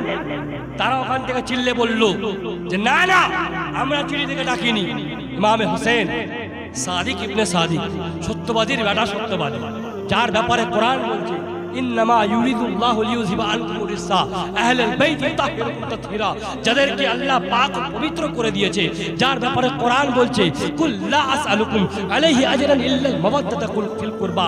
ভাই আমার, সেই আহলে বাইতকে তারা বলছে না না হুসেন তুমি মিথ্যে বলছো, আমরা ডাকিনি। হুসেনের পাক কি করলেন? সেই চিঠির বান্ডিল ধরে উল্টে দিলেন, উল্টে বললেন, এ ইবনে আসআস, এটা তোমার চিঠি নয়, তুমি চিঠি লিখেছিলে, হুসেন চলে আসো। এ দেখো, এটা তোমার চিঠি নয়, তোমার চিঠি নয়, এটা তোমার চিঠি, এইগুলো তোমার চিঠি, তুমি দেখো তোমরা আমাকে ডেকেছিলে। যখন ইমামে হুসেন বললেন, তারা, কারণ তারা জানে তারা মিথ্যা, হুসেনের পাক সত্যবাদী, কিন্তু তারা টাকার আগে বিক্রি হয়ে গেছে, তারা ঈমানটাকে সওদা করে নিয়েছিল। আর বদবখত সাদ আর ছেলে ছিল, কার ছেলে ছিল? সাদ বিন আবি ওয়াক্কাসের ছেলে। সাদ বিন আবি ওয়াক্কাস, যিনি আশরায়ে মুবাশশিরার মধ্যে সাহাবী রাসূল। রাসূলে পাক সারা জীবন কাউরের জন্য এটা বলেনি, কিন্তু সাদ বিন আবি ওয়াক্কাসের জন্য বলেছেন, এ সাদ আমার মা বাবা তোমার উপর। তার ছেলে ইবনে সাদ সর্বপ্রথম ইমাম হুসেনের দিকে তীর চালিয়ে এমন ঈমান তারা বিক্রি করেছে। আজ আপনারা বলুন, ইমাম হুসেনের মাহফিল করছেন, লঙ্গর করছেন, নিয়াজ ফাতিহা করছেন, কিন্তু কুফাবাসীদের কথা চলছে। আজ আমাদের মসজিদ খালি, আজ আমাদের আজ আমাদের সবকিছু খালি। কালকে 10ই মুহররম, সকালবেলা ওখানে যাওয়ার মতন জায়গা পাবে না? কত ভিড় থাকবে, থাকবে না? ওই পাড়ায় যেখানে দরকার তোলা থাকবে কি থাকবে না বলুন? সেখানে কি হবে? তামাশা হবে, তামাশা। হুসেনের পাকের নাম নিয়ে তামাশা হবে, আমাদের মেয়েরা যাবে, বাড়ির মহিলারা যাবে, সেখানে তামাশা হবে। হুসেনের পাকের নাম নিচ্ছ তোমরা, আর তোমাদের চলাফেরা ব্রাদার তরিকত, সেটাই করো যেটা হুসেনের পাক বলে গেছেন, সেটাই করো যেটা হুসেনের পাক শিখিয়ে গেছেন, সেটাই করো যেটা আহলে বাইত বলে গেছেন। কি বলে গেছেন? যখন ইমামে হুসেনের পাকের পাগড়ি পরাচ্ছেন হযরত যায়েনব, যখন ওনার হাতে তলোয়ার তুলে দিচ্ছেন, হযরত যায়েনব কাঁদছেন, চোখ থেকে ছলছল করে পানি পড়ছে যে আমার ভাই আপনি তো চলে যাচ্ছেন, আমাদের খেয়াল কে রাখবে? যখন কাঁদতে শুরু করেছেন, ইমামে হুসেন নিজের চাদর নিয়ে হযরত যায়েনবের চোখ মুছে বললেন, আমার বোন শোনো শোনো, আমরা আহলে বাইত আমরা হচ্ছি কোরআনের তরজমা। কোরআনের তরজমা হচ্ছে আমরা। কোরআন বলছে যে কি, তোমরা মুসিবতের সময় সবর করো, তোমরা মুসিবতের সময় সবর করো। এ আহলে বাইত, তুমি আলীর আওলাদ, আলীর আওলাদ, আজকে কাঁদলে হবে না। আহলে বাইত, তুমি তোমাকে আজকে সবর করিয়ে দেখাতে হবে। बेशक নিজের বোনকে সবরের তালকিন করছে। আজ আমরা না রোজা রাখি, না কোরআন পড়ি, না নামাজ পড়ি, যা করছি পুরো ইয়েজিদ। না আকীদা জানি, না আমল জানি, না এইদিকের লোক না ওইদিকের লোক। আফসোস, আজ আমাদের জওয়ান ছেলেরা আকীদা সম্পর্কে জানে না। আফসোস, আজ আমাদের জওয়ান ছেলেরা নামাজ সম্বন্ধে জানে না। আফসোস, আজ আমাদের ছেলেরা আফসোস, ইমাম হুসেনের পাকের মেহফিল সাজিয়েছেন। আপনাদেরকে জানা দরকার ইমাম হাসান হুসেন কি। ইমাম হাসান হুসেন সেই দুজনের নাম যার ব্যাপারে আমার রাসূল বলেছে, ইন্নাল হাসান ওয়াল হুসাইনা সাইয়্যিদা শাবাবি আহলিল জান্নাহ। হাসান হুসেন बेशक सुभान अल्लाह। যার ব্যাপারে আমার রাসূল বলে গেছেন যে শোনো, হাউলাই আহলে বাইত, এটা হচ্ছে আমার আহলে বাইত। আর যার ব্যাপারে আমার রাসূল বলেছেন, ইন্নী তারাকতু ফীকুম, তোমাদের মধ্যে আমি কিছু জিনিস ছেড়ে যাচ্ছি, মাই রাখাতুম বিহি, যদি এদেরকে মজবুতের সাথে ধরো, লান তাদিল্লু বিহা, তোমরা গোমরাহ হবে না। সেটা কি? একটা হচ্ছে কোরআন, আর একটা হচ্ছে सुभान अल्लाह। কিন্তু আজ আমরা না কোরআন ধরেছি না আহলে বাইত। আমাদের আমল কোরআন বিরুদ্ধে। কোরআন বলছে আকিমুস সালাত, তোমরা নামাজ কায়েম করো, আমরা বাইরে গিয়ে আড্ডা মারছি। কোরআন বলছে কি যে তোমরা রোজা রাখো, আমরা সেটা করি। আহলে বাইতের ভালোবাসা বলে না, আহলে বাইতের ভালোবাসা সেটাই যেটা মানুষের জীবনকে পরিবর্তন করে, তাই না ভাই? আহলে বাইতের ভালোবাসা কেমন হওয়া দরকার? যেটা আপনাদের জীবন পরিবর্তন করে দেবে, জীবন পাল্টে দেবে। যদি এই এরকম ভালোবাসতে পারেন তবে সেটা আহলে বাইত। এই মসজিদে কত লোক রয়েছে মহল্লার মধ্যে নামাজে নেই, রোজাই নেই, যাকাতে নেই। আফসোস, আফসোস, সদ আফসোস। ব্রাদার তরিকত সময় অল্প রয়েছে, দরুদ পাক পড়ুন। আল্লাহ আল্লাহুম্মা सल्ले अला सय्यिदिना मौलाना मुहम्मद वला आलि सय्यिदिना मौलाना मुहम्मद। আহলে বাইতের ঘরানা, তাদের সিরাত আমাদের তাদের চরিত্রটা, ক্যারেক্টারটাকে আমাদেরকে মেনে নিতে হবে, ফলো করতে হবে।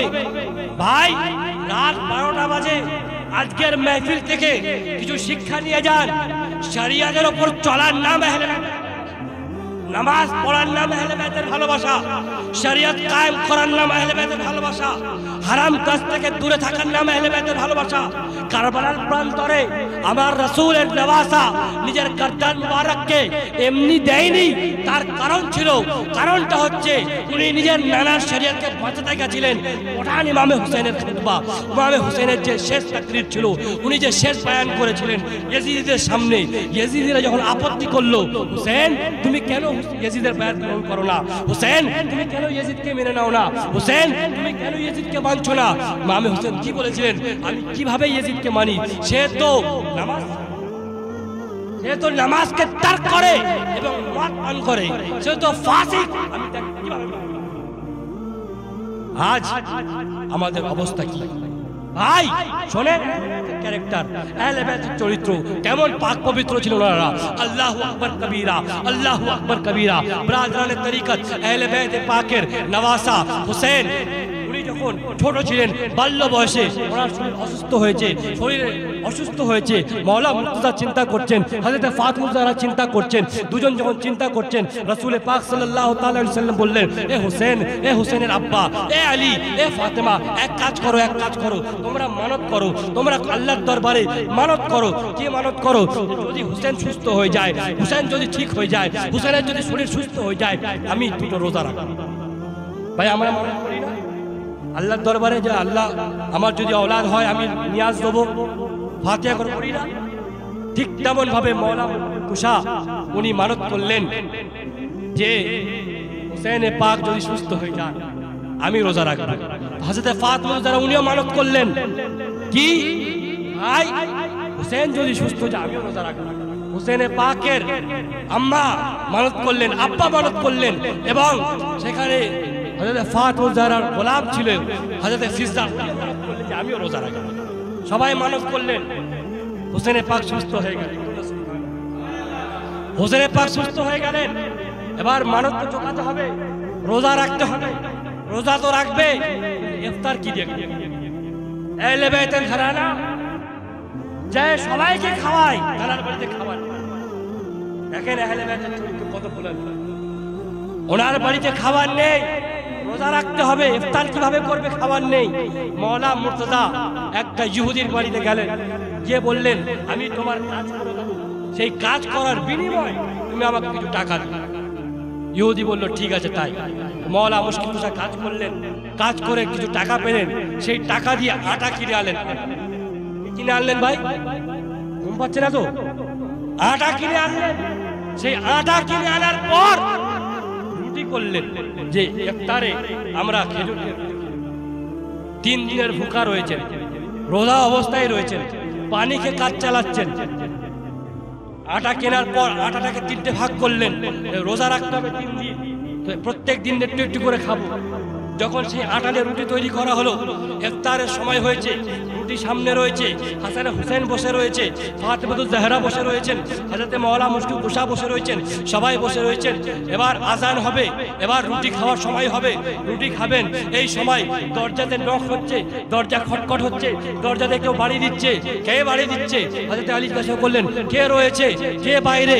একজন বললেন হুজুর আমি গরিব, আমি মিসকিন, 2 দিন ধরে কিছু খাইনি, আমাকে কিছু দেন, আমাকে কিছু দান করেন। আহলে বাইতের খানদান, নিজে 3 দিন খাইনি, নিজে 3 দিন ধরে ক্ষুধার্ত। উনি কি করলেন? সেই খাবার রুটিগুলো নিয়ে সব কিছু সেই গরিবটাকে দিলেন। বলুন সুবহানাল্লাহ। সেই গরিবকে দিয়ে দিলেন আর নিজেরা পানি খেয়ে রোজা করলেন। একদিন হলো, দ্বিতীয় দিন আবার রুটি তৈরি করেছেন, সবাই পানি খেয়ে রয়েছেন, ক্ষুধার্ত। হাসান হুসেন বাচ্চা ক্ষুধার্ত বসে রয়েছেন, ইফতারের জন্য রুটি করেছেন। আরেকজন এসে বলছেন হুজুর আমি ইয়তীম, আমার মা বাপ নেই, আমার সারাদিন খাওয়া হয়নি, আমাকে খাদ্য দেন। হযরতে মওলা মুশকিল কুশা ইমামে হাসান হুসেনের চেহারার দিকে তাকালেন, ইমামে হাসান হুসেনের চেহারার দিকে তাকালেন। যখন ইমামে হাসান হুসেনের চেহারার দিকে তাকালেন, ইমামে হাসান হুসেন বলে উঠলেন এ আমার আব্বা জান, আল্লাহ যাতে রাজি, আল্লাহ যাতে রাজি, হুসেন যাতে রাজি, দান দিয়ে দেন। দ্বিতীয়বার দান করে দেওয়া হলো। পানি খেয়ে রয়েছেন 5 দিন। আর একদিন ফের আবার ইফতারে বসেছেন, সেই রুটি অল্প রুটি এবার বাকি, শেষ আটা রুটি করছেন, রুটি করে খাওয়ার জন্য বসেছেন।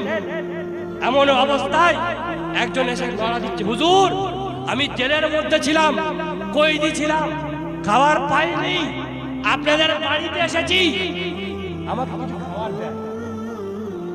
হযরত আলী বললেন হে আল্লাহ, পরওয়ারদিগারে আলম, খাল্লাকে বেনিয়াজ, আমরা আহলে বাইত, আমরা কাউকে না করতে পারবো না। মাওলা হাসান হুসেন ছোট, ফাতেমা ক্ষুধার্ত, কি করি? হযরত ফাতেমা বললেন জান দিয়ে দেন, যাতে কেউ পরে বলতে না পারে যে রাসূলের ঘরে গেছে সেখান থেকে, এটা যেন কেউ বলতে না পারে, দিয়ে দেন।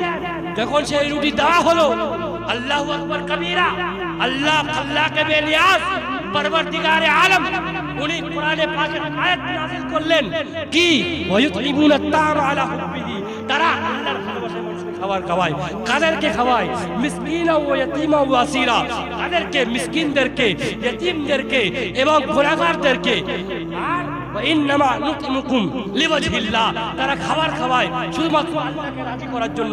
লা নুরিদু, তোমাদের কাছ থেকে, লা নুরিদু মিনকুম, তোমাদের কাছ থেকে কিছুই চাই না। কি চাই না? জাযা ওয়ালা শুকুরা, তারা তোমাদের কাছ থেকে বদলা চায় না, কোনো শুকরিয়া চায় না।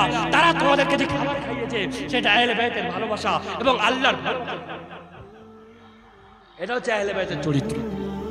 কোরআন নাযিল হচ্ছে, তারা খাবার খাওয়াচ্ছে, কোরআন নাযিল হচ্ছে। আজ আমাদের অবস্থা, আমাদের ক্যারেক্টার, আমাদের চরিত্র কি?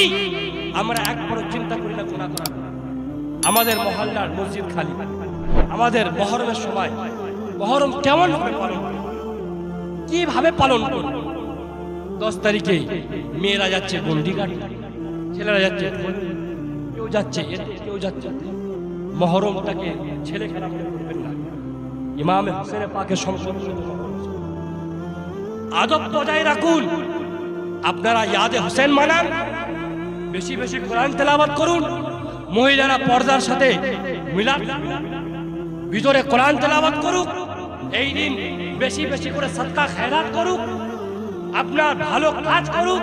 সেইগুলো না করে আমরা খোরাফাত বলুন তো, আপনারা যেসব কাজ করেন এতে ইমামে হোসেন রাজি হবেন না, আরো আপনাদের জন্য বদদুয়া হবে। আপনারা নিজেরা বলুন, মহরম ছেলে খেলা নয় ভাই। এই একটা কাপড়ের টুকরো, তাই না? এই কাপড়ের টুকরো রুমাল, এটা মুছছি, তাই তো?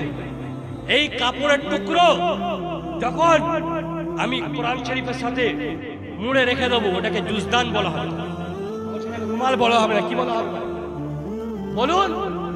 জুজদান বলা হবে। সেই কাপড় যদি নিচে পড়ে যায় আমরা চুমু খাবো, তাই না? কেন চুমু খাবো? এই কাপড়ের সম্পর্ক কার সাথে হয়ে গেছে? কোরআনের সাথে হয়ে গেছে। তো কোরআনের সাথে কাপড়ের সম্পর্ক হয়েছে। আমার হাতে ছিল রুমাল, ছিল সেটা মুখ মুছছিলাম। এই কাপড় যখন ভালো করে ধোয়ার পর কোরআন শরীফকে ঢাকা হলো, জুজদান হয়ে গেল, সেটা পড়ে গিয়ে এখন চুপ খাচ্ছি। তার কারণ সম্পর্ক কোরআনের সাথে হয়ে গেছে। তো 10ই মুহররম সাধারণ ছিল না, এমনিতেও তার অনেক মাকাম। এই তিনটার সম্পর্ক হুসেনের সাথে হয়ে গেছে। এটা সাধারণ দিন নয়, এটা অনেক উচ্চ দিন হয়ে গেছে। সেটা আমরা কিভাবে পাবো? আপনাদেরকে খেয়াল রাখতে হবে। শরীয়ত বিরোধী কাজ করা যাবে। শরীয়ত বাঁচাবার জন্য হোসেন, শরীয়তকে নুকসান করার জন্য নয়। নামাজ বাঁচাবার জন্য হুসেন গেছিলেন, সেই নামাজ নেই। মহরমের সময় আমরা ঢোল তামাশা, 10ই মুহররম ইবাদতের রাত। এই রাত হুসেন কেমন ভাবে কাটিয়েছেন একবার তুলে দেখুন। হুসেনে পাকের খেমার মধ্যে, হুসেনে পাকের টেন্টের মধ্যে 72 জন শুহাদায়ে কারবালা নামাজের জন্য দাঁড়িয়েছেন। তারিখের মধ্যে লেখা রয়েছে, ওনার যারা হুসেনের পাকে যারা সঙ্গী ছিলেন তাদের মধ্যে কিছুজন বর্ণনা করে, আমরা অনেক ইমামের পিছনে নামাজ পড়েছি, অনেকবার নামাজ পড়েছি, কিন্তু সেই রাতে যে নামাজ আমরা পড়েছি এমন মনে হচ্ছিল আমরা রাসূলের পাকের পিছনে নামাজ পড়েছি। সেই 10 রাত আমরা কেমন ইবাদত করি? এই আর্ধেকজন মেহফিল শুনে যাচ্ছি, কাল ফজরে তো নামাজ পড়বো কি? অনেকেই কাল ফজরের নামাজ পড়বো না। ইমাম হোসেনকে আমরা কিভাবে খুশি? হোসেন আমাদেরকে শরীয়ত দিয়ে গেলেন, আমরা নিজে হাতে সেই শরীয়তটাকে তাবাহ করছি, শরীয়তটাকে শেষ করছি। নিজের আওলাদদেরকে শিক্ষা দিলাম, নিজের বাচ্চাদেরকে শিক্ষা দিলাম, নিজের বউদেরকে শিক্ষা দিলাম। আর শুধুমাত্র আহলে বাইত করি। আমাদের ঈমান মজবুত করুন, আমল মজবুত করুন, আকীদা মজবুত করুন, নচেত আপনাদেরকে কেউ বাঁচাতে পারবে না ধ্বংস। আকীদা অনেক বড় জিনিস, আমল অনেক বড় জিনিস ভাই। আকীদা যদি খারাপ হয় আমল শেষ হয়ে যায়, আর যদি আমল না থাকে আকীদা। কথা বুঝতে পারছেন আমার? আপনারা এখানে কেউ হজে গেছে, বাইরে কেউ কাজ করতে গেছে, কেউ জানেন? আচ্ছা, বিদেশে যাওয়ার জন্য কটা জিনিস লাগে বলেন তো? বলেন বলেন। বিদেশে যাওয়ার জন্য 2টো জিনিস লাগে, একটা ভিসা আর একটা ঠিক কথা বলছি। বিদেশে যাওয়ার জন্য কটা জিনিস লাগে বলুন? একটা ভিসা আর একটা পাসপোর্ট। আচ্ছা, বিনা পাসপোর্টে ভিসা হবে কি? হ্যাঁ, আগে পাসপোর্ট হবে তারপর ভিসা। তো কেউ যদি বলে আমার ভিসা হয়ে গেছে কিন্তু পাসপোর্ট নেই, সেটা আমি কেন? পাসপোর্ট ছাড়া ভিসা হবে না। তো ঈমান হচ্ছে পাসপোর্ট, পাসপোর্ট ছাড়া আমল হয়, পাসপোর্ট ছাড়া ভিসা হয় না। ইমান ছাড়া আমল হয় না, তো ঠিক তেমন ইমান হচ্ছে পাসপোর্ট। আগে তোমাকে ইমানের পাসপোর্টটা করতে হবে, তারপর ভিসার মতন আমল করতে হবে। কিন্তু তোমার যদি আমল থাকে আর ইমান না থাকে সেটা বরবাদ। আর যদি শুধু পাসপোর্ট থাকে আর ভিসা না থাকে তুমি বাইরে যেতে পারবে না। ঠিক তেমন ভাবে কবরে যখন যাবে ইমান নিয়ে যাবে না, ইমান নিয়ে যাবে না, আমল নিয়ে যাবে, তোমাকে ফেরেশতারা মারবে। আর ঠিক তেমন ভাবে যখন ইমান নিয়ে যাবে আর আমল নিয়ে যাবে না, ফেরেশতারা মারবে, তোমাকে খেতে হবে। তাই দুটোকে নওজওয়ান বান্দারা তোমরা নামাজের দিকে আসো, এই মাহফিলটাকে সুন্দর করো। ছেলেরা বেশি আসার চেষ্টা করো, মেয়েদেরকে পর্দার মধ্যে রাখার চেষ্টা করো। গুনে কাটে 50 থেকে 60টা মানুষ, মেয়েরা বেশি। আফসোস, কিয়ামতের নিশান। ছেলেরা ঘরে বসে আছে, কেউ আড্ডা দিচ্ছে, কেউ ফোন চালাচ্ছে, ইউটিউব চালাচ্ছে, ফ্রি ফায়ার চালাচ্ছে। কালকে সকালে দেখুন এখানে কত মেলার মতো। এই মেলা কে দিয়েছে? এই মেয়েরা কালকে সকালে যাবে মেলা শোনা যেতে, কেন বাচ্চা। আল্লাহু আকবার কাবীরা, আল্লাহকে দেখে ভয় করুন, আল্লাহ আল্লাহ রাসূলকে দেখে ভয় করুন। মরলে কি জবাব দেবেন? এই মেলা ইয়াজিদের মা দিয়েছিল সর্বপ্রথম। কেন দিয়েছিল? হোসেনে পাককে শহীদ করেছিল, সেই খুশিতে ইয়াজিদের মা দামেস্কের মেলার সেই জিনিসটা সুন্নিরা নিয়ে কি নাচানাচি। আর যা আমাদের এই মেলা থেকে নিজেদেরকে বাঁচান, নিজের আওলাদদেরকে বাঁচান, খোদারা বাঁচান। কালকে রোজা রাখেন, ইবাদত করেন, ভালো কাজ করেন, খারাপ কাজ করেন। আহলে বাইতের ভালোবাসা এত হালকা জিনিস নয়। আহলে বাইতের ভালোবাসা দিলকে পবিত্র করে। যার দিল পবিত্র হয় তার আমল শুধরে যায়। আমাদের দিলও পবিত্র হয়নি, আমাদের আমলও শুধরে যায়। এই জিনিসটাকে দূরে রাখুন, নিজের ফ্যামিলিকে দূরে রাখার চেষ্টা করুন। আহলে বাইতের যদি ভালোবাসেন, খোদারা আহলে বাইতকে যদি ভালোবাসেন, এই জিনিস থেকে দূরে থাকুন। ব্রাদার তরিকাত কিছু জরুরি আপনাদের কথা বলে আমি বক্তব্য শেষ করব, রাত হয়ে গিয়েছে। শোনেন, মুহররম মাস কেমন ভাবে পালন করব? আমরা আহলে বাইতকে ভালোবাসি, কথা ক্লিয়ার? আহলে বাইতের ভালোবাসা কি? ঈমান, তাই না? জোরে বলুন, আহলে বাইতের ভালোবাসা কি? জোরে বলুন, আহলে বাইতের ভালোবাসা কি? যে আহলে বাইতকে ভালোবাসে সে মুমিন হতে পারে। আহলে বাইতকে যারা ভালোবাসবে তারা বুজুর্গানে কেরামের পথে চলবে। হুজুর মওলা পাক মুহররম মাসে কি করতেন? উনি টানা 40 দিন রোজা রাখতেন। ভাই 40 দিন রোজা রাখতেন। মুহররমের চাঁদ যখন উঠতো তখন থেকে নিয়ে 40 দিন পর্যন্ত রোজা রাখতেন। আমরা হয়তো রাখতে পারবো না, চেষ্টা করব 10টা রোজা রাখতে, মুহররমের 1 তারিখ থেকে 10 তারিখ পর্যন্ত। যদি তাও না পারি তাহলে 9 এবং 10 রোজা রাখবো। এবং নিজের বাচ্চাদেরকে, নিজের স্বামীদেরকে, নিজের বাপদেরকে বলবো যে আপনারা মসজিদে গিয়ে নামাজ পড়ার পর প্রত্যেক নামাজে হাত তুলে দোয়া করো, মওলা এই পবিত্র মুহররম মাসের সাথে আমাদের আহলে বাইতের আমরা গোলাম ওনার হোসেনের দরবারে। আর কি করব?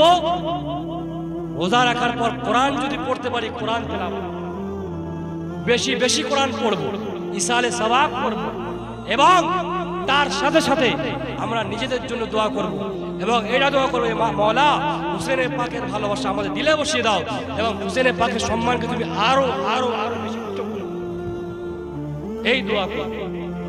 আর যদি আল্লাহ অকাত দিয়ে থাকে, পয়সা দিয়ে থাকে, তাহলে কি করব?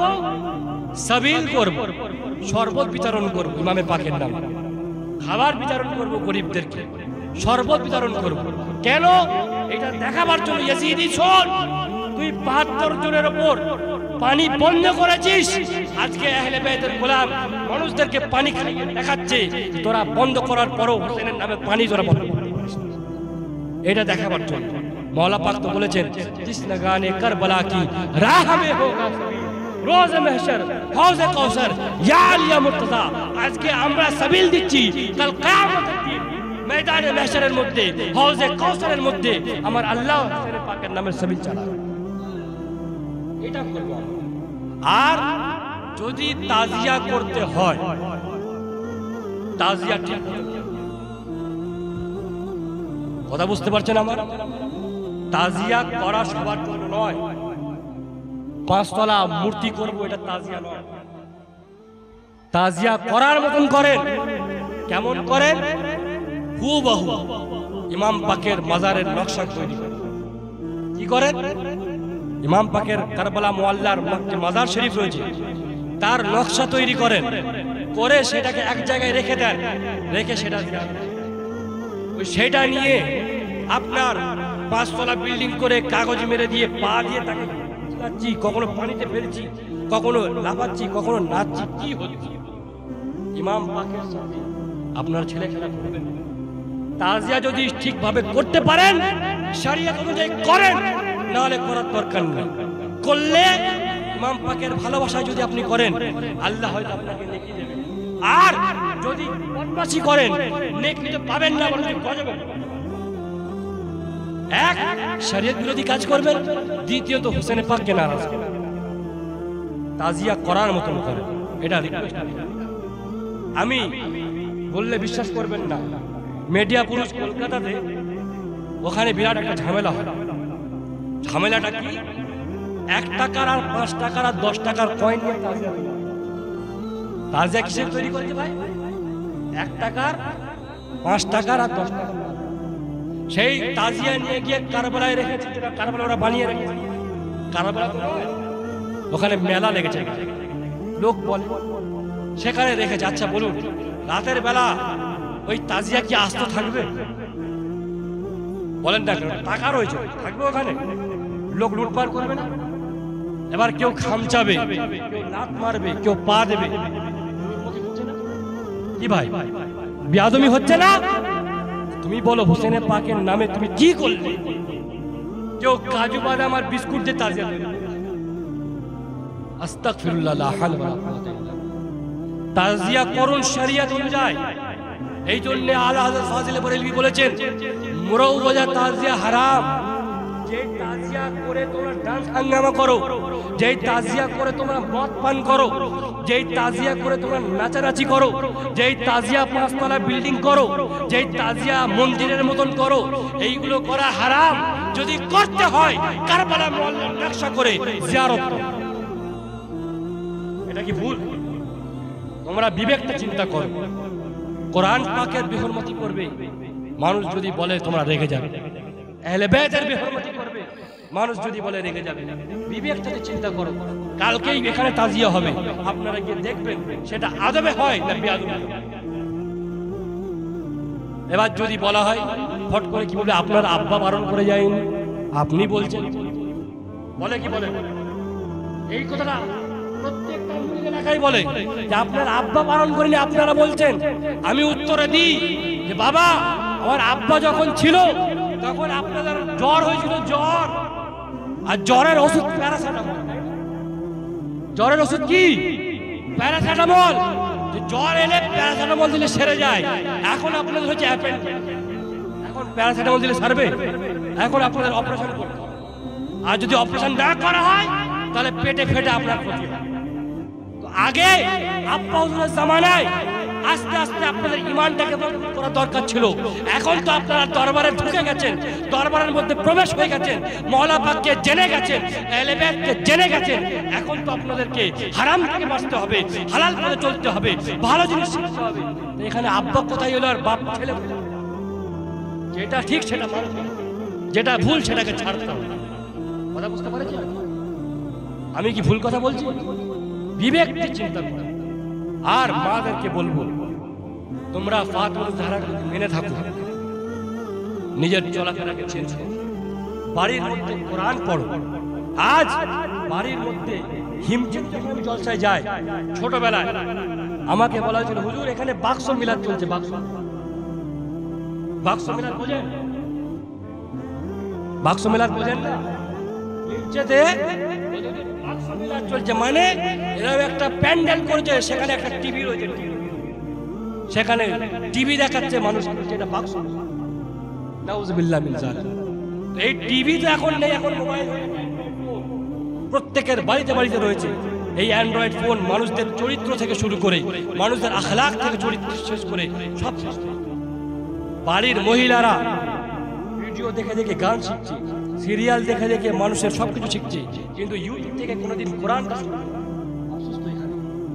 নিজের বাচ্চারা কাঁদছে, কার্টুন চালিয়ে দিচ্ছে, কিন্তু সেই মোবাইলে কোনোদিন কোরআন চালিয়ে না। আপনারা বলি, জিজ্ঞাসা করি, এই যে হযরত খাজা করিম নওয়াজ জন্মগ্রহণ করেছেন, গাউসে পাক জন্মগ্রহণ করেছেন মেয়েদের পেট থেকেই তো। জি, মেয়েদের পেট থেকেই তো। তো আমি জিজ্ঞাসা করি, সেই যুগের মেয়েদের পেট থেকে আবু বকর সিদ্দিক জন্মগ্রহণ করেছেন, উমরে ফারুক জন্মগ্রহণ করেছেন, গাউসে পাক জন্মগ্রহণ করেছেন, মওলা মুশকিল কুশার আওলাদ জন্মগ্রহণ করেছেন। আজকে মেয়েদের পেট থেকে আল্লাহর ওলি কেন জন্ম? তার কারণ তখনকার মেয়েরা পেটে যখন বাচ্চা থাকতো কোরআন পড়তো, এখনকার মেয়েরা পেটে বাচ্চা থাকলে সিরিয়াল। ভুল কথা বলছি আমি? রাগ করলে কিছু যায় আসে না। শরীয়ত আপনারা 10 দিন কমসে কম ইমামকে জিজ্ঞাসা করুন এই রাতটাই। আপনি মনে করছেন কি আহলে বাইত শুধু ছেলেদের উপর কষ্ট হয়েছে? হযরত যায়েনব মামে হাসান ও হুসাইনের বোন, ওনার কানের বালি কেটে হযরত সাকিনা ওনাকে চড় মারা হয়েছে।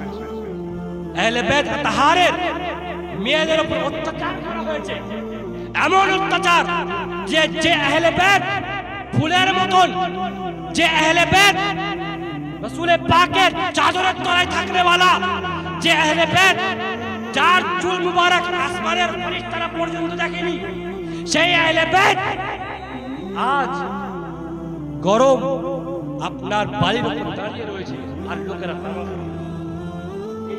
রাতে তাদেরকে এত কষ্ট। সেই আহলে বাইতকে মাননে वाला মেয়েরা, ফাতিমা জাহরাকে মাননে वाला মেয়েরা, যায়েনব এবং সাকিনাকে মাননে वाला মেয়েরা, তোমাদের চলাফেরা নিজেকে চিন্তা করো। তোমার ছেলেরা আজকে হুজুর আসলে তাবিজের লাইন করে যায়, হুজুর জিন ধরেছে, হুজুর পেট ব্যথা, হুজুর হ্যান্ড ব্যথা, ট্যান ব্যথা, আর পীর সাহেব ব্যবসা আসছে তাবিজ করে সারিয়ে দেয়। শোনো, এই পীর মুরিদি ব্যবসা বন্ধ করে নিজেরা শেখো কোরআন পড়া শেখো। বুজগানে কেবারগণ এইগুলো নিজের মুরিদদেরকে শেখাতে।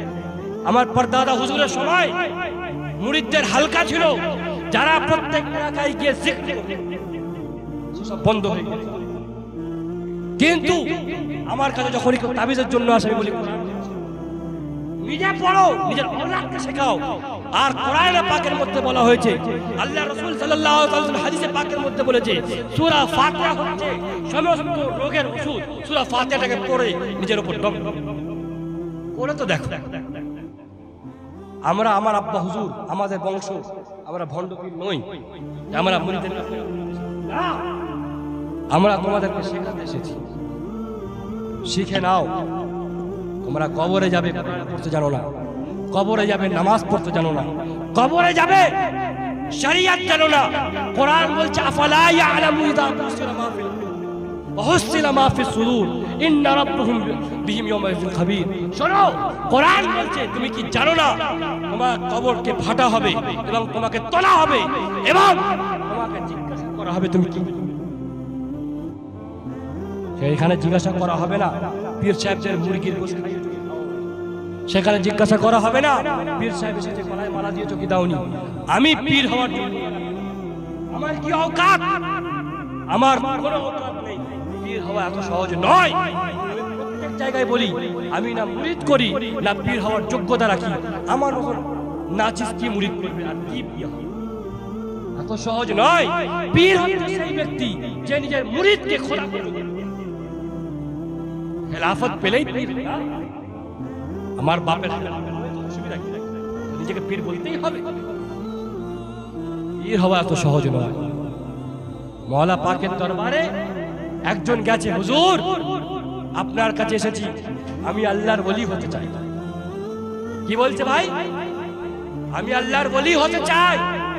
মওলা পাক স্ত্রীগঞ্জ পাক যেটা আছে আপনারা জানেন, স্ত্রীগঞ্জ ইবাদত করছিলেন, মওলা পাক বললেন বাবা এই শরবতটা পান করেন। কি করে নাও? শরবতটা পান করে নাও। ব্রাদরানে তরিকত সে লোক বলছে, হুজুর আপনি আমার সাথে ইয়ার কি করছেন? আমি এসেছি আপনার কাছে ওলি হওয়ার জন্য। আপনি আমাকে নামাজের কথা বলবেন, ওয়াজিফা দেবেন, কোনো কিছু শিখিয়ে দেবেন যেটা বললে আমি ওলি হয়ে যাব। আপনি বলছেন শরবতটা পান করে নাও। তখন মওলানা পাক বলছেন, তুমি পান করো। আমি তো বলছি আমি তো বলছি তোমাকে ওলি করে দেবো। তখন বলছে, হুজুর ঠিক আছে। যেই বলে পান করে এক চুমুক দিয়েছে, মা গো বাবা বলে কেন? সেই শরবতটা ঝালে। মওলানা পাক বললেন, তুমি সামান্য ঝাল সহ্য করতে পারছো না, ওয়ালায়াতুত তাজাল্লি তুমি নিজের নাফস কন্ট্রোল করতে পারছো না, ওয়ালায়াত কি করে তুমি কন্ট্রোল করবে? আজ পীর মুরিদ ছেলে খেলা হয়। আল্লাহু আকবার কবীরা।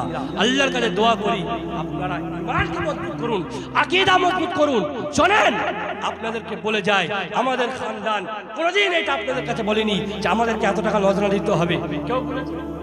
আমার বাপ বলেনি, আমরা আমাকে এত টাকা নজরানা দিতে হবে কোনোদিন বলি না। কারণ টাকার জন্য আমরা এই গদিতে বসে নেই, টাকার জন্য আমরা এই মেহফিল করি না। আমরা এইটুকুনি চাই, আমরা যেইটুকুনি শিখেছি আমাদের মুরিদদেরকে সেটুকুনি শেখাবো। আমার আব্বা দেখেন, যত পুরানো মুরিদ যারা আমার আব্বা সলিড মুরিদ, তাদের দেখেন তাদের সবার মুখে দাঁড়িয়ে রয়েছে, তাই না? সবার মুখে ভারী ভারী দাঁড়িয়ে। আমার আব্বার মুরিদরা তারা শরীয়তে চলতো এবং তাদের ওয়াজিফা। আজ কি অবস্থা? আপনাদেরকে শেখাচ্ছি আমি এই জিনিসগুলো খোদার আর শরীয়তের উপর চলুন, নামাজের উপর আসুন। এই জিনিসগুলো যদি না শিখেন, পীর মেনে কোনো লাভ নেই। আপনাকে নিজেকে ঠিক হতে হবে। আপনি কথা আমার খারাপ লাগছে কি? আমি ভাই কাট কাট কথা বলি, খারাপ লাগুক আর ভালো লাগুক, আমি শরীয়তের বিরুদ্ধে কথা বলতে পারি।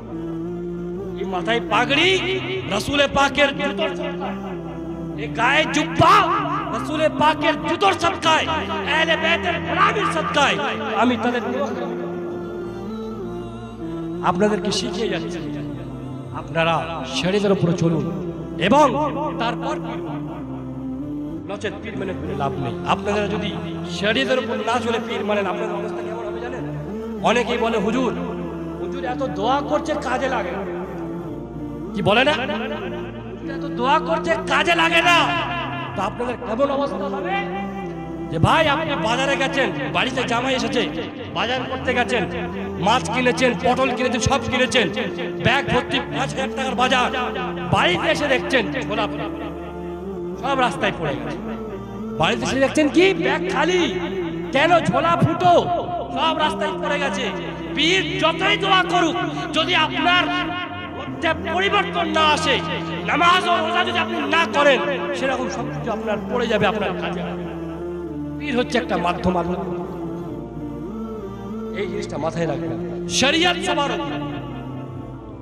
কথা বুঝতে পারছেন না? আমার শরিয়ত সবার উপরে, আহলে বাইত এটাকেই। ওই জন্যই যে বলেছেন, আমি তোমাদের মধ্যে দুটো জিনিস ছেড়ে যাচ্ছি, কোরআন ও